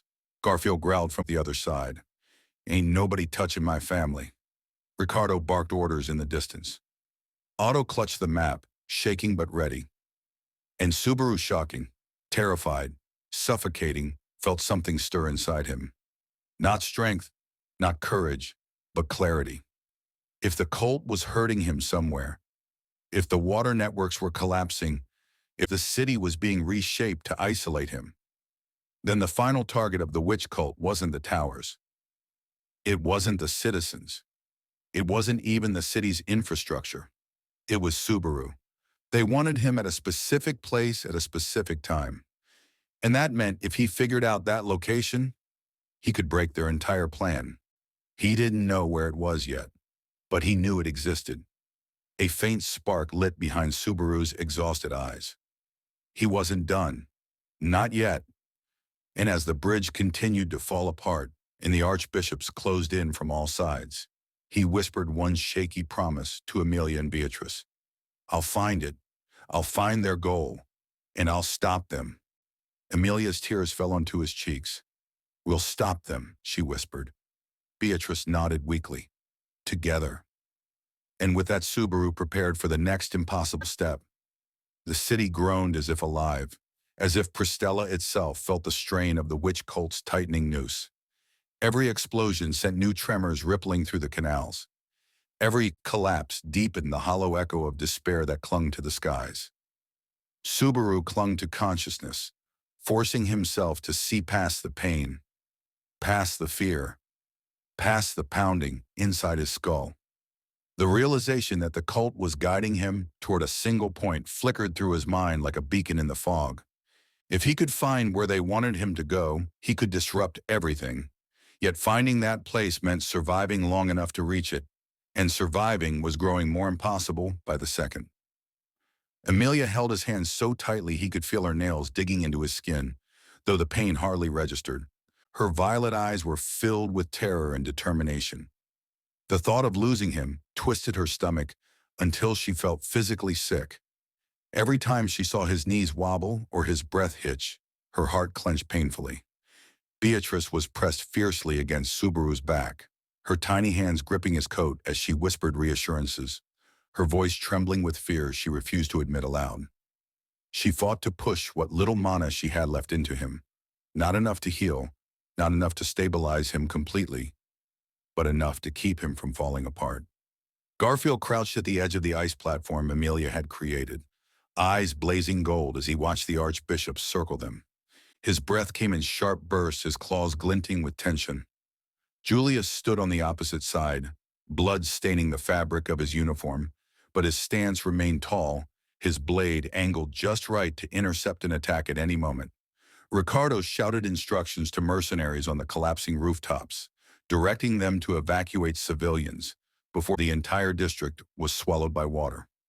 Otto clung to a railing, studying the map with trembling hands, murmuring calculations under his breath. But Subaru felt the world narrowing. Whoa, his heartbeat skipped. His breath trembled. Wrath's curse flickered again inside his chest, pressing against him like a burning brand. Not as violently as before, but enough to warn him that he was close to another breakdown. He shut his eyes briefly, forcing his mind to steady. If he let the emotional surge take over, everyone here would die. He inhaled sharply, then looked at Otto. Where does all the water go? His voice wavered, but urgency sharpened it. The underground, the channels. Where's the center? Otto blinked sharply, startled by the sudden question. The center? The heart of the water network? You mean the water dragon's passage? The deepest control chamber under the city. It's sealed, inaccessible to civilians. But if the cult is manipulating the system, they're doing it from there, Subaru whispered, realization settling coldly in his chest. Beatrice's breath caught. Subaru, that's the most dangerous place in the city right now. Emilia's fingers tightened painfully around his. We're not going down there, not with your condition. Subaru shook his head. No, that's where they want me. They're pushing everything toward that point. The flooding, the towers, the archbishops. They're creating a funnel. Julius's eyes widened slowly. A kill box, Garfield snarled. They want you down there so they can trap you. Or use me, Subaru whispered.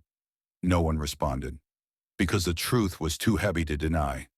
Regulus stepped forward again, irritation deepening in his expression. This conversation is pointless. You are coming with me. Lai tilted his head. Or with us. Roy giggled. Or with all of us, Tilda. Rhaenyra's smile sharpened. As long as you break beautifully. Subaru's legs shook violently. He leaned into Emilia, his strength draining from him, like sand through fingers. Another tremor shook the city. Piercing shrieks rose from the next district over. A tower collapsed with a deafening crash. The water levels surged again around their unstable platform. Subaru felt the rising dread in his chest, the cold knowledge that time was slipping through their hands. We have to move, he whispered, throat tight. If we stay here, we die. If we run sideways, they'll corner us again. There's only one way they want us to go, and we have to beat them to it. Emilia shook her head violently, eyes shining with tears. No, Subaru, you can't lead us straight into their trap. Subaru swallowed hard. Emilia, if we don't go, they'll drag us there themselves. We'll be weaker, more scattered, more broken. Beatrice clutched his coat. Betty won't let them take you. He placed a trembling hand on her head. I know, Biko, I know. But his voice trembled with exhaustion. Then let us go together, Emilia whispered, her voice breaking. If this is their trap, then we break it as one. Her grip tightened, as if she refused to allow fate to pry Subaru away from her again. Regulus clicked his tongue, annoyed that he was being ignored. This insolence is intolerable. You continue to waste time with pointless conversation instead of obeying. Roy leaned forward and over the side of the canal, eyes sparkling. He's scared. I can feel it. Lai inhaled deeply. Ah, it smells wonderful. Subaru stumbled backward into Emilia's arms, his heart pounding with a painful rhythm. Not again. Not again, he whispered, voice trembling as fear threatened to suffocate him. Beatrice pressed herself into him, voice cracking.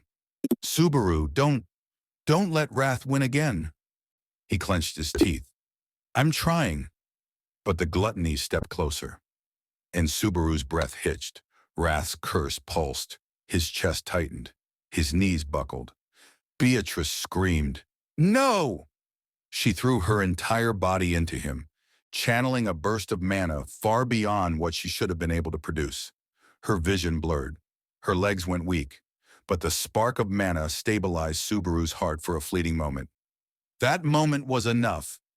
Emilia grabbed Subaru's face firmly. Subaru, listen to me. Look at me. Stay with me. Her tears fell onto his cheeks. Her voice trembled but never broke. You're not alone. Not again. We're with you. I'm with you. Just like you never gave up on me. I won't give up on you. The shaking in Subaru's hands slowed. His breath steadied. The panic withdrew slightly. And for the first time since the loop began, Subaru managed to push Wrath's curse back with his own will. Only barely.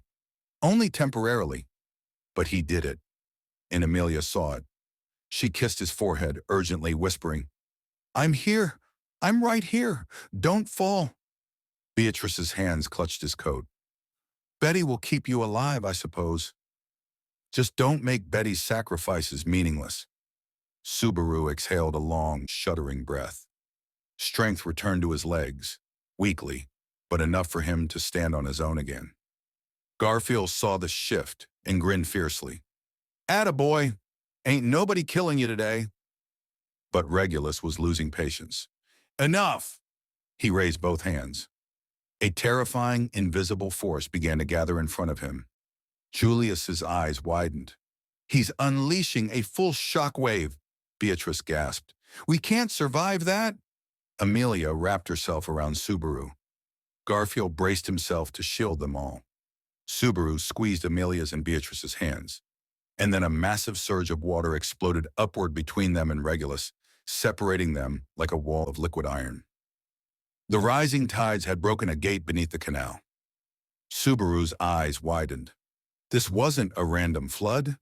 This was the network collapsing in real time, and he understood instantly what it meant. Priestella was seconds away from a catastrophic structural failure. They had to move. Now, he grabbed Emilia and Beatrice. We run, straight down the northern canal passage. Julia stared at him. You're sure? No, Subaru whispered, but they're pushing me there for a reason. Garfield grinned grimly. Then let's beat 'em to it. The gluttonies shrieked with delight as they leapt after them. Regulus roared in offense. Subaru ran with everything he had left, toward the heart of Priestella, toward the place where the witch cult wanted him most, toward the next piece of the nightmare. Subaru ran as if the world were crumbling beneath his feet. Because it was. The sound of collapsing towers echoed through Priestella like the groans of a dying giant, each crash shaking the streets beneath him. Water surged through the canals with violent strength, smashing debris into walls and dragging entire gondolas under. Every breath Subaru took tasted of cold mist and fear, but Emilia's hand gripping his kept him anchored, kept him moving. Beatrice clung to his back with trembling arms, her tiny form warm and desperate as she fought against the pull of unconsciousness from overusing her mana. Garfield raced ahead on all fours, clearing the way like a golden-furred beast, leaping over overturned carts and shattered wood with snarling urgency. Julius and Ricardo flanked the rear, protecting them from the gluttonies, who followed like shadows, their laughter echoing through the drenched streets. Roy's playful shrieks sliced through the roar of the floodwater. Lai hummed in childlike anticipation. Rhaenyra whispered gently as she walked across floating planks as though she weighed nothing. Subaru felt Wrath's emotional poison pulse inside his ribs again, threatening to claw its way back to the surface. He grit his teeth hard enough to taste blood. Not now! Not now! He whispered. Emilia didn't let go of his hand, even as she used her other to summon shards of ice to redirect the waves, threatening to sweep them off their path. Subaru, keep going. Keep looking forward, she said, her voice fragile but steady. I'm right beside you. Don't look back. But Subaru did look back. He saw Gluttony moving closer. He saw Regulus approaching from another direction, walking calmly atop the rising water, as though nature itself bowed to him. He saw the city tilting under the weight of its collapsing infrastructure. And he saw the paths narrowing like funnels, all pointing toward the same direction, the water dragon's passage. Subaru forced his legs to move faster. They turned a sharp corner down a twisting alley that sloped downward, water rushing around their ankles. Beatrice whimpered as her grip on Subaru tightened. Subaru, your heart. It's beating too fast, I suppose. He knew. His heartbeat pounded wildly, out of sync, each pulse a painful reminder that he was not stable. Wrath's curse still clung to him like chains, responding to every spike of fear. But he kept running, focusing on Emilia's presence, on Beatrice's trembling breaths, on Garfield's snarls. One step, then another, one heartbeat, then another. Just ahead, the alley opened into a lower street section where the water had risen waist-deep.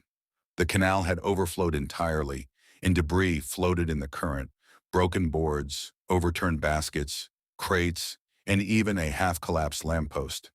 Garfield was the first to plunge into the water, using his strength to anchor himself against the currents. Come on, he barked. Let me carry you. Subaru shook his head immediately. No, no splitting. We stay together. Emilia didn't hesitate. She lifted her free hand and froze the surface of the water in a thin sheet of ice, forming a brief but stable path across the flooded street. Her magic flickered dangerously from exhaustion, but she held on. Hurry! I can't hold it for long. They dashed across the fragile ice.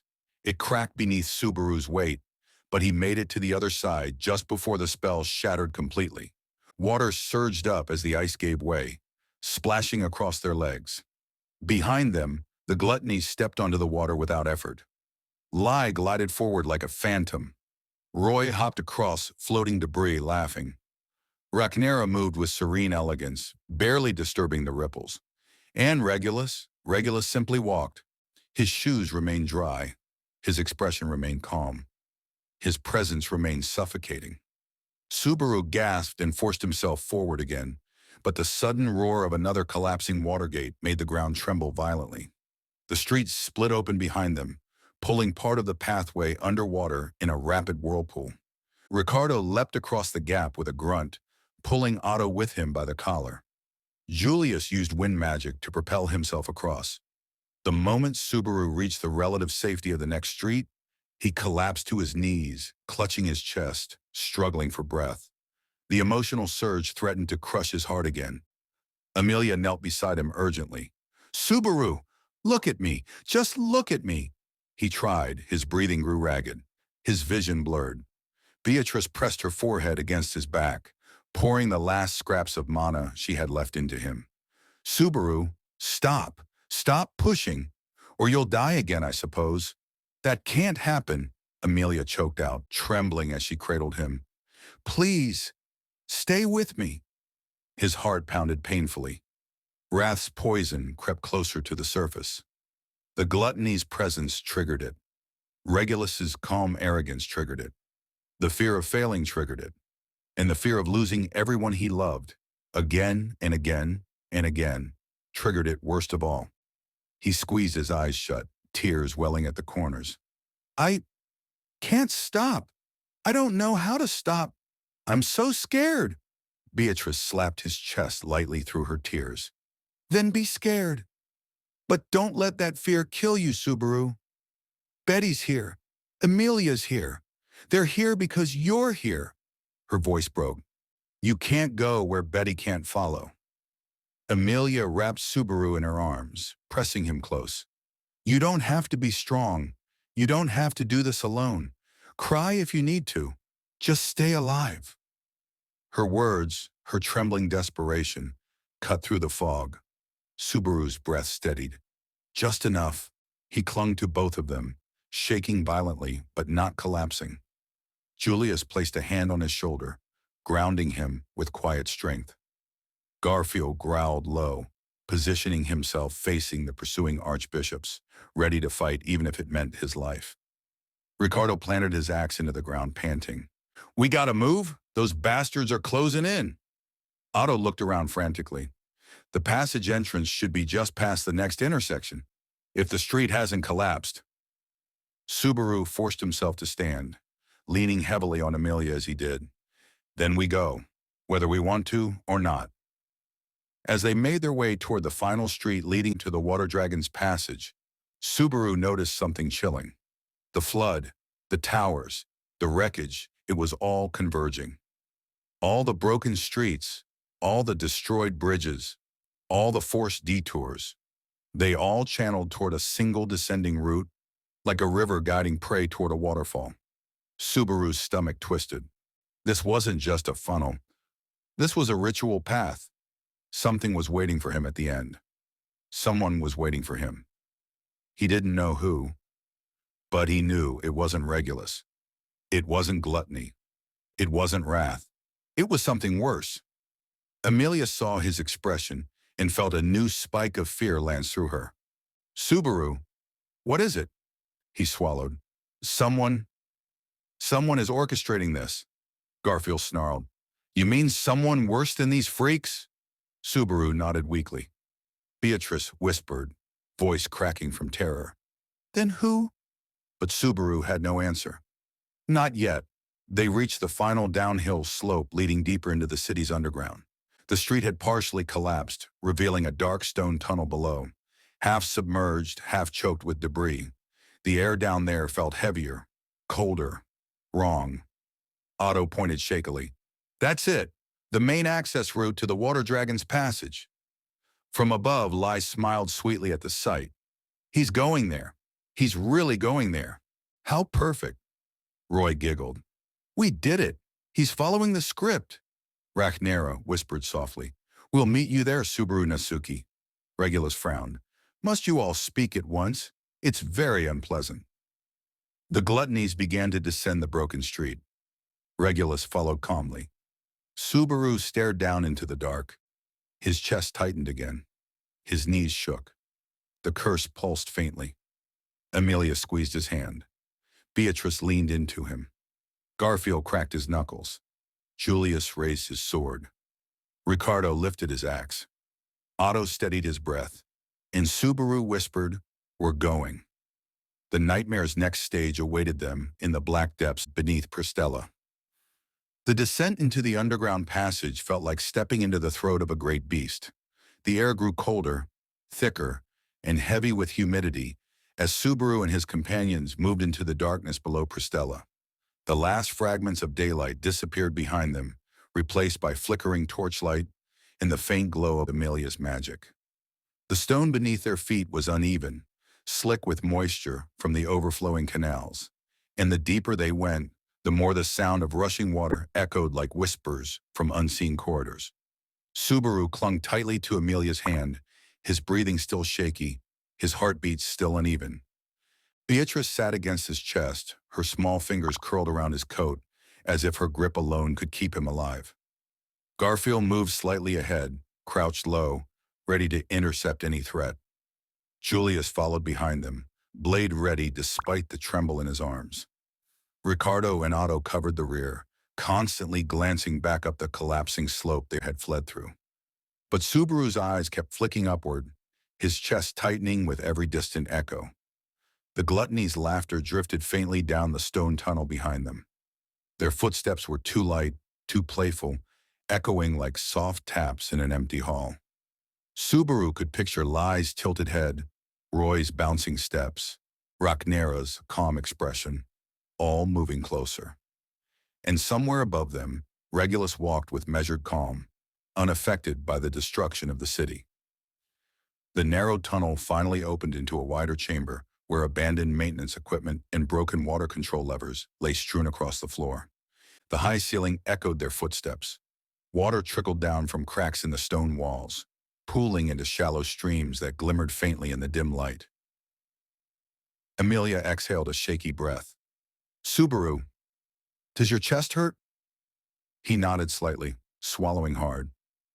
It hasn't stopped since Wrath, but I can keep moving. Beatrice tugged on his shirt sharply. You can't keep this up forever, I suppose.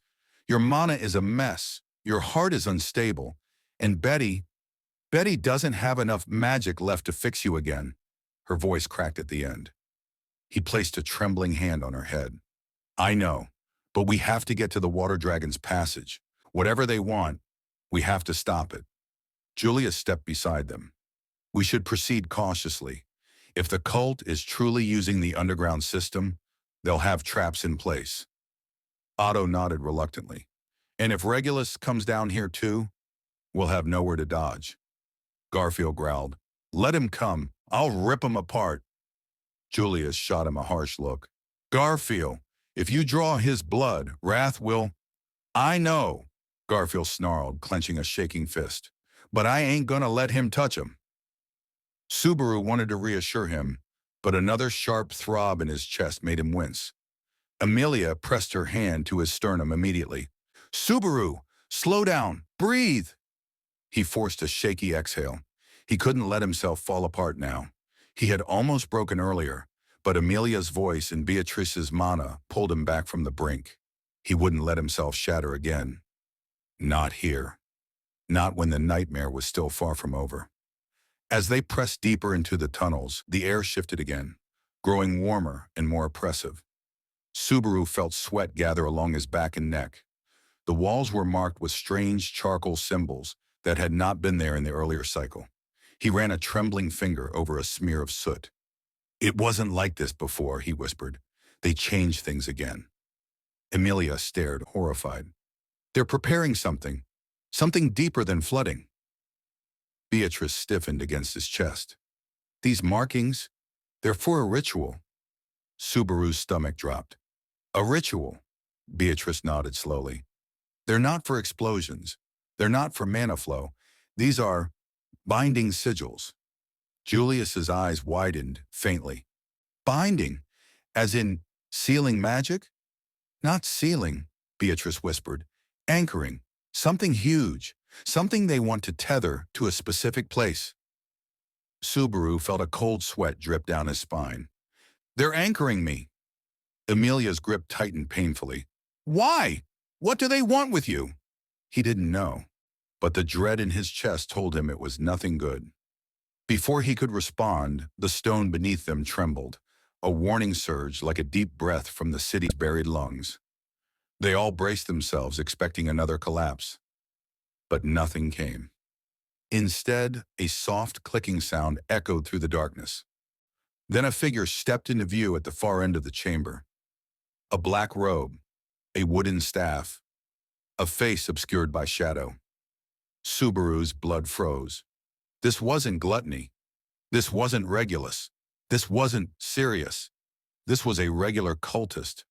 Yet the air around him, twisted, distorted, heavy with authority. He smiled faintly as he lifted his head. You arrived sooner than expected, the cultist said softly. That saves us trouble, Garfield growled. Who the hell are you? The cultist didn't answer. Instead, he raised his staff and slammed it into the ground. The markings along the walls glowed faintly. Water rushed into the chamber from hidden channels. And Subaru felt Wrath's emotional influence stir again. Beatrice gasped. This chamber is tied to her authority. Subaru staggered, clutching his chest. No, no, no, not again. Emilia wrapped herself around him. Subaru! Julius surged forward, slashing at the cultist. The man dodged with unexpected agility, retreating deeper into the passage. Ricardo charged after him, axe raised. Garfield pursued with a fiery snarl, but Subaru fell to his knees. The emotional surge tore at him like claws. Despair, love, rage, sorrow, Wrath's love flooded into him again. His heart jumped erratically, his chest tightening until he could barely draw breath. His fingers dug into the stone floor. Beatrice hugged him desperately. Don't collapse! Subaru, don't collapse! Emilia cupped his face with shaking hands, forehead pressed to his. Stay with me! I'm here! I'm not leaving, Subaru! Her voice cut through the thorns of madness trying to drag him down. Subaru forced his eyes to focus on her. Her tears, her trembling, her stubborn, fierce determination. He pushed through the agony, teeth grit, breath ragged. He clung to her, to Beatrice, to the familiar warmth that kept him alive. Slowly, painfully, he steadied himself. His breathing slowed. Wrath's influence weakened. Beatrice sobbed with relief. Subaru, you idiot, don't scare Betty like that. Emilia hugged him even tighter. If anything happened to you, he leaned into her shoulder, shaking violently. I'm sorry. I'm trying. Before they could even catch their breath, a scream echoed down the tunnel. A scream that froze Subaru's blood. Garfield. Julius and Ricardo reacted immediately, rushing toward the sound. Otto grabbed Subaru's arm. We have to move, now! Emilia pulled Subaru to his feet. Beatrice clung to him. They rushed toward the narrowing passageway, hearts pounding. When they reached the next chamber, Subaru felt sick. Garfield was thrown against a stone pillar, blood streaking down his temple. Julius struggled to deflect a barrage of invisible strikes. Ricardo was pinned by rushing water, and the cultist stood at the center. But he was no longer alone. Floating behind him, something enormous shifted in the darkness. A mass of writhing black mana, shaped like a malformed beast. Anchored to the sigils, Subaru realized the horrifying truth. They're summoning something. Beatrice's voice cracked. No, they're awakening something. The ritual wasn't for Subaru. It wasn't for Emilia. Not for Beatrice. It was for a monster. And Subaru was the bait, the target, the key. The nightmare deepened. The cult had more in Priestella than archbishops, and whatever they were bringing forth was going to swallow the city whole. The chamber vibrated as the mass of black mana writhed behind the cultist, filling the air with a thick, suffocating pressure that made Subaru's skin crawl. It pulsed like a sick heartbeat, each throb sending ripples of distortion through the dim light. The creature, or whatever formless horror it was, seemed to draw breath through the stone itself, inhaling the fear, chaos, and despair swirling through Priestella as though the emotions were sustenance. Its shape flickered between fog and shadow, sometimes resembling twisted limbs, sometimes a gaping maw, sometimes nothing at all. Subaru's breath hit sharply at the sight. "What? What is that?" Emilia whispered, taking a step backward as she clutched Subaru's arm tightly. Her violet eyes reflected the flickering mass, wide with terror. Beatrice's tiny hands trembled as she clung to the folds of Subaru's coat. "It's not a demon beast. It's not a spirit. It's something else entirely, I suppose." Her voice shook so violently she could barely speak. The cultist laughed softly, bowing his head with twisted reverence. "You stand in the presence of the forbidden calamity, a fragment of a creature that even the sage feared to name. It slumbered beneath Priestella for centuries. Until now." Subaru felt the blood drain from his face. "Why wake it? What's the point of this?" "Point?" The cultist tilted his head as if Subaru had asked something childish. "We do not need a point. Our gospel simply states it is to be awakened. And as long as we follow the witch's will, all actions are justified." Julius coughed blood as he forced himself up from the rubble. "That thing, if it emerges, it will destroy the entire city." "Yes," the cultist answered with serene delight. "It will." Garfield snarled, wiping blood from his jaw as he pushed himself upright. "You crazy bastard! I'll tear you to shreds." Before Julius could stop him, Garfield hurled himself at the cultist. His claws glinted in the dim torchlight as he aimed a feral slash at the robed man's head. But the mass of shadow behind the cultist lashed out with the unnatural speed. A tendril of black mana slammed into Garfield's side like a battering ram. He was thrown across the chamber, crashing into the stone wall with a sickening crack. Emilia cried out his name, but Garfield forced himself to stand, teeth clenched, claws scraping against the stone. He wasn't using even half his strength, because if he let his emotions explode into full rage, Wrath's curse would kill everyone instantly. That was the nightmare of this fight. They couldn't unleash their full strength, but the witch cult had no such limitations. Julius stepped forward, breath ragged but eyes steady. "We must stop that ritual. If the creature awakens fully, it will consume Priestella." Otto clutched the wall with shaking hands. "How do we stop it? The sigils are everywhere. I've never seen anything like this." Beatrice's voice trembled. "The more magic poured into the sigils, the stronger the creature becomes. If we break the core sigil, the ritual collapses. But doing so with brute force could kill Subaru due to the emotional shock." Emilia's heart pounded. "Then we'll do it carefully, together." But Subaru was already collapsing. He slid down the wall, clutching his chest as Wrath's curse surged again, reacting violently to the presence of the awakening creature. The emotional distortion in the air acted like gasoline poured over the embers inside his heart. His breath caught, his vision blurred. He felt tears he didn't mean to shed spill down his cheeks. Emilia seized him, shaking. "Subaru, don't you dare fall. Stay with me." Beatrice pressed her whole body against him. "Stop collapsing. Stop it, Subaru. Betty can't save you again." "Betty doesn't have any magic left, I suppose." Subaru's voice cracked. "I'm trying. I'm trying." But the curse surged again.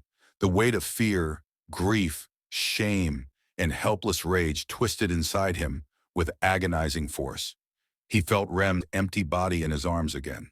He felt Sirius's emotional storm ripping his heart open. He felt Gluttony's words echoing. He felt Regulus's calm arrogance crushing him. He felt the entire city's despair funneling straight into his soul.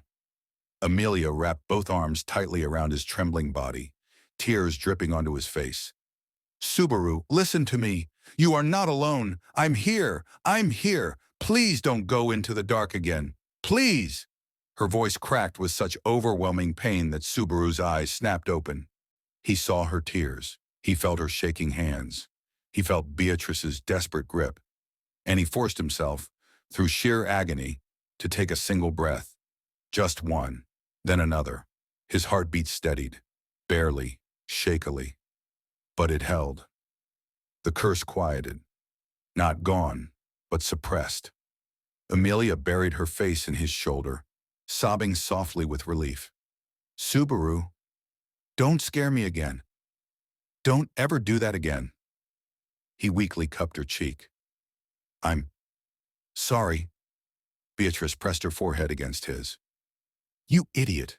You absolute idiot, I suppose. Julius stepped between the group and the cultist. We must act now. The ritual has progressed further. Look! The massive shadow behind the robed man had grown. Its writhing shape clawed at the air, pulling the chamber's mana toward it as though it were devouring the very atmosphere. The cultist lifted his staff and began chanting words that echoed with unnatural resonance. The sigils along the wall burned brighter. The creature roared in a soundless scream that sent Subaru's heart into violent spasms of dread. We interrupt this now, Julius said, voice sharp. Garfield growled. Then what are we waiting for? Before they could charge, a voice cut through the chamber. Soft, gentle, familiar. You're doing well, Subaru. Subaru froze. His breath stopped. His eyes widened. Because standing to the side, almost blending into the darkness, was a figure not robed, not monstrous, but calm and composed, wearing a white suit with perfect posture. Regulus Corneus. He had followed them. His clothes were untouched by water. His shoes were immaculate. His expression was tranquil but irritated. You ran quite far, Regulus said, but running is a waste of time. Now that you are here, we can resolve this. Subaru's heart nearly stopped. Regulus wasn't part of the ritual.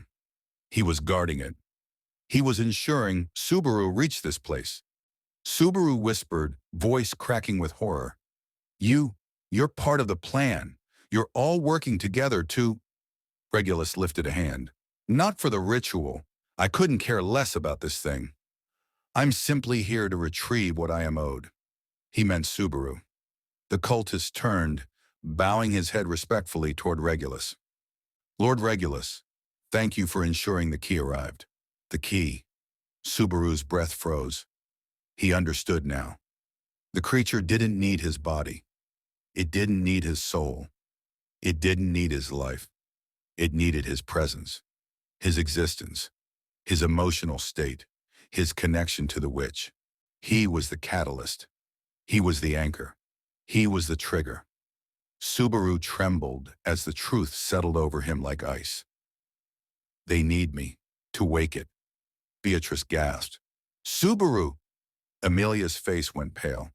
No, they can't. The cultist smiled.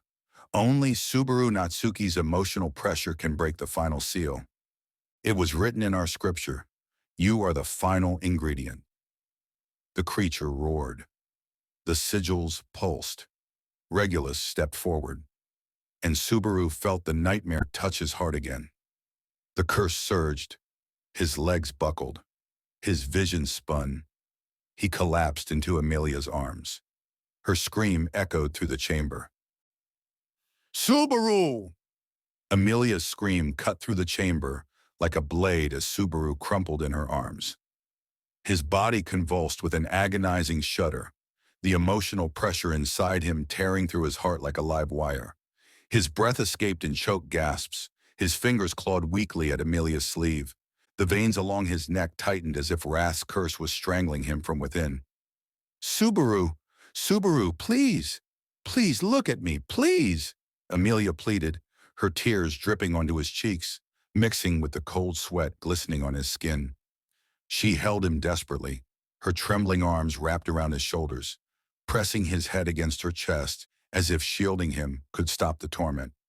Beatrice clung to his arm, pressing her tiny hands over his heart. Don't break, I suppose. Subaru, listen to Betty. Just breathe. Breath. breath. She forced mana into him, but her reserves were dangerously low.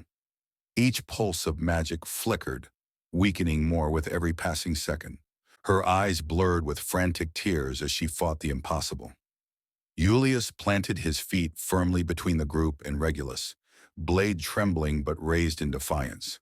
Ricardo braced himself beside Julius, his axe gleaming under the dim light. Garfield crouched low, snarling in pure fury, claws extended, shaking with the need to protect Subaru Emilia, even if it meant tearing himself apart. Regulus approached at an unhurried pace, expression unchanged. If you would stop being so dramatic, this would be much smoother. Come quietly. You're insane, Garfield roared. Stay the hell away from him. Regulus raised one hand lazily. Garfield launched himself just as an invisible blast erupted from the air. The shockwave struck, splintering the stone floor, sending Garfield flying across the chamber like a ragdoll. He hit the far wall with brutal force, collapsing in a heap. Garfield! Emilia screamed, voice breaking. Julius lunged at Regulus with a desperate slash, but Regulus flicked his wrist. A second shockwave followed, slamming Julius into the ground so violently he coughed blood. Ricardo swung his axe, trying to intercept, but the shockwave tore it from his hands, the weapon skidding across the stone floor as Ricardo staggered, ribs cracking. Regulus lowered his hand, unimpressed. It's tiresome dealing with unreasonable people. Behind him, the tentacled mass of shadow writhed violently, drawn closer to Subaru's collapsing form by the strengthening binding sigils. The cultist resumed chanting through a deranged grin, raising his staff as the monstrous presence behind him expanded into something even more grotesque. You see? The cultist breathed reverently. His emotions are perfect. His fear, his shame, his despair. They call the creature forth. He is the catalyst. He is the final piece. Subaru's heart hammered violently, each thud painful and uneven. Wrath's curse flared in response to the emotional frenzy, fueling the collapse. His vision blurred into trembling white shapes. He could barely hear Emilia's frantic voice calling him back. His body felt too heavy, too far away, like slipping into freezing water. He tried to speak. His lips barely moved. Leah. Emilia sobbed harder, shaking. I'm here. Subaru, I'm here. Don't leave me. Don't slip away. Stay with me. She held his face in trembling hands, forcing him to look at her through the fog.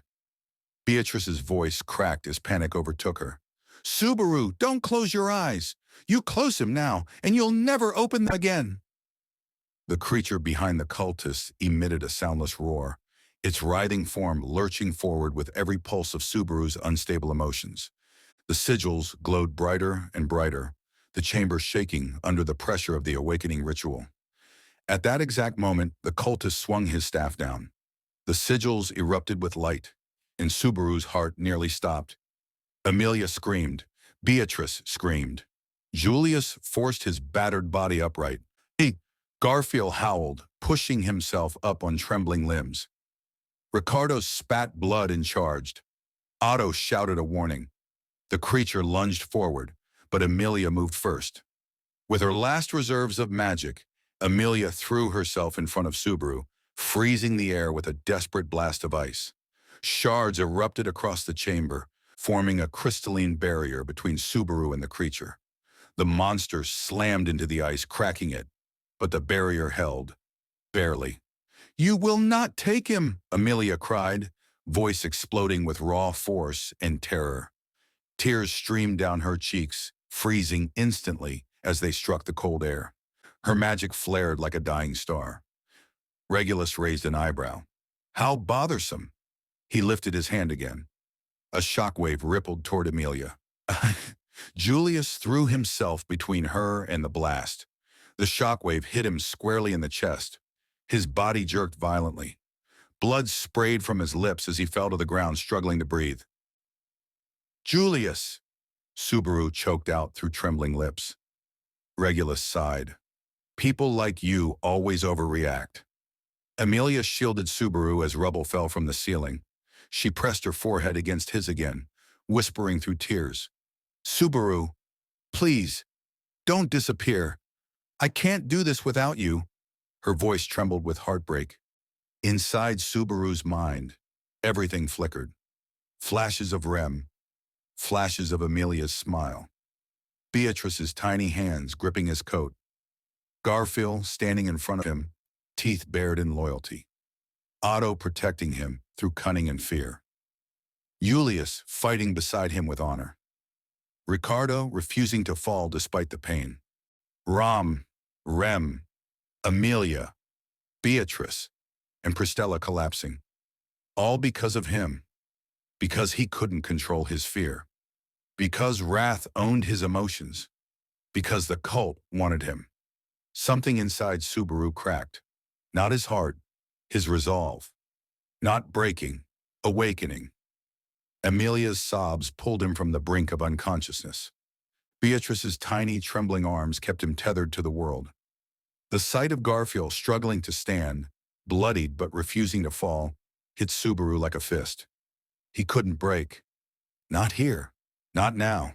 Not again. Not when everyone he loved was gambling their lives on him surviving this moment. He gasped sharply, breath returning in a ragged burst that made Emilia jolt. Beatrice's eyes widened as she felt the pulse under her hands change. Subaru? His fingers twitched. His eyes, though still full of pain, focused on Emilia. He fought through the childhood terror, the overwhelming fear, the cursed weight pressing on his heart.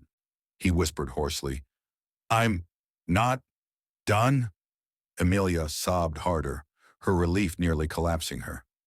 Beatrice covered her mouth, crying, Subaru, you idiot! You're still here! The cultist's chanting faltered as Subaru's emotional collapse stabilized. Impossible! His despair should have peaked! The seal should have broken! The creature behind him writhed violently, its form unstable, the anchoring sigils pulsing irregularly. Julius wiped blood from his mouth, eyes fierce. The ritual is destabilizing. Now is our chance. Garfield bared his teeth. Then we smash it, together. Regulus scowled. Absolutely not. He raised his hand again. Subaru lifted his head. For the first time in this loop, despite the trembling, despite the fear, he looked Regulus in the eye. And his voice was calm. Don't touch them. Regulus froze. Everyone froze. It wasn't threatening. It wasn't a yell. It wasn't brave. It was a plea filled with love, fear, and unyielding determination. Something shifted in the air. The ritual faltered. The creature roared. The sigils trembled. The cultist screamed, No! His emotions are not aligned. We're losing control. Subaru forced himself to stand with Emilia and Beatrice's help. Garfield roared and charged. Julius followed with his sword raised. Ricardo swung his axe with renewed fury.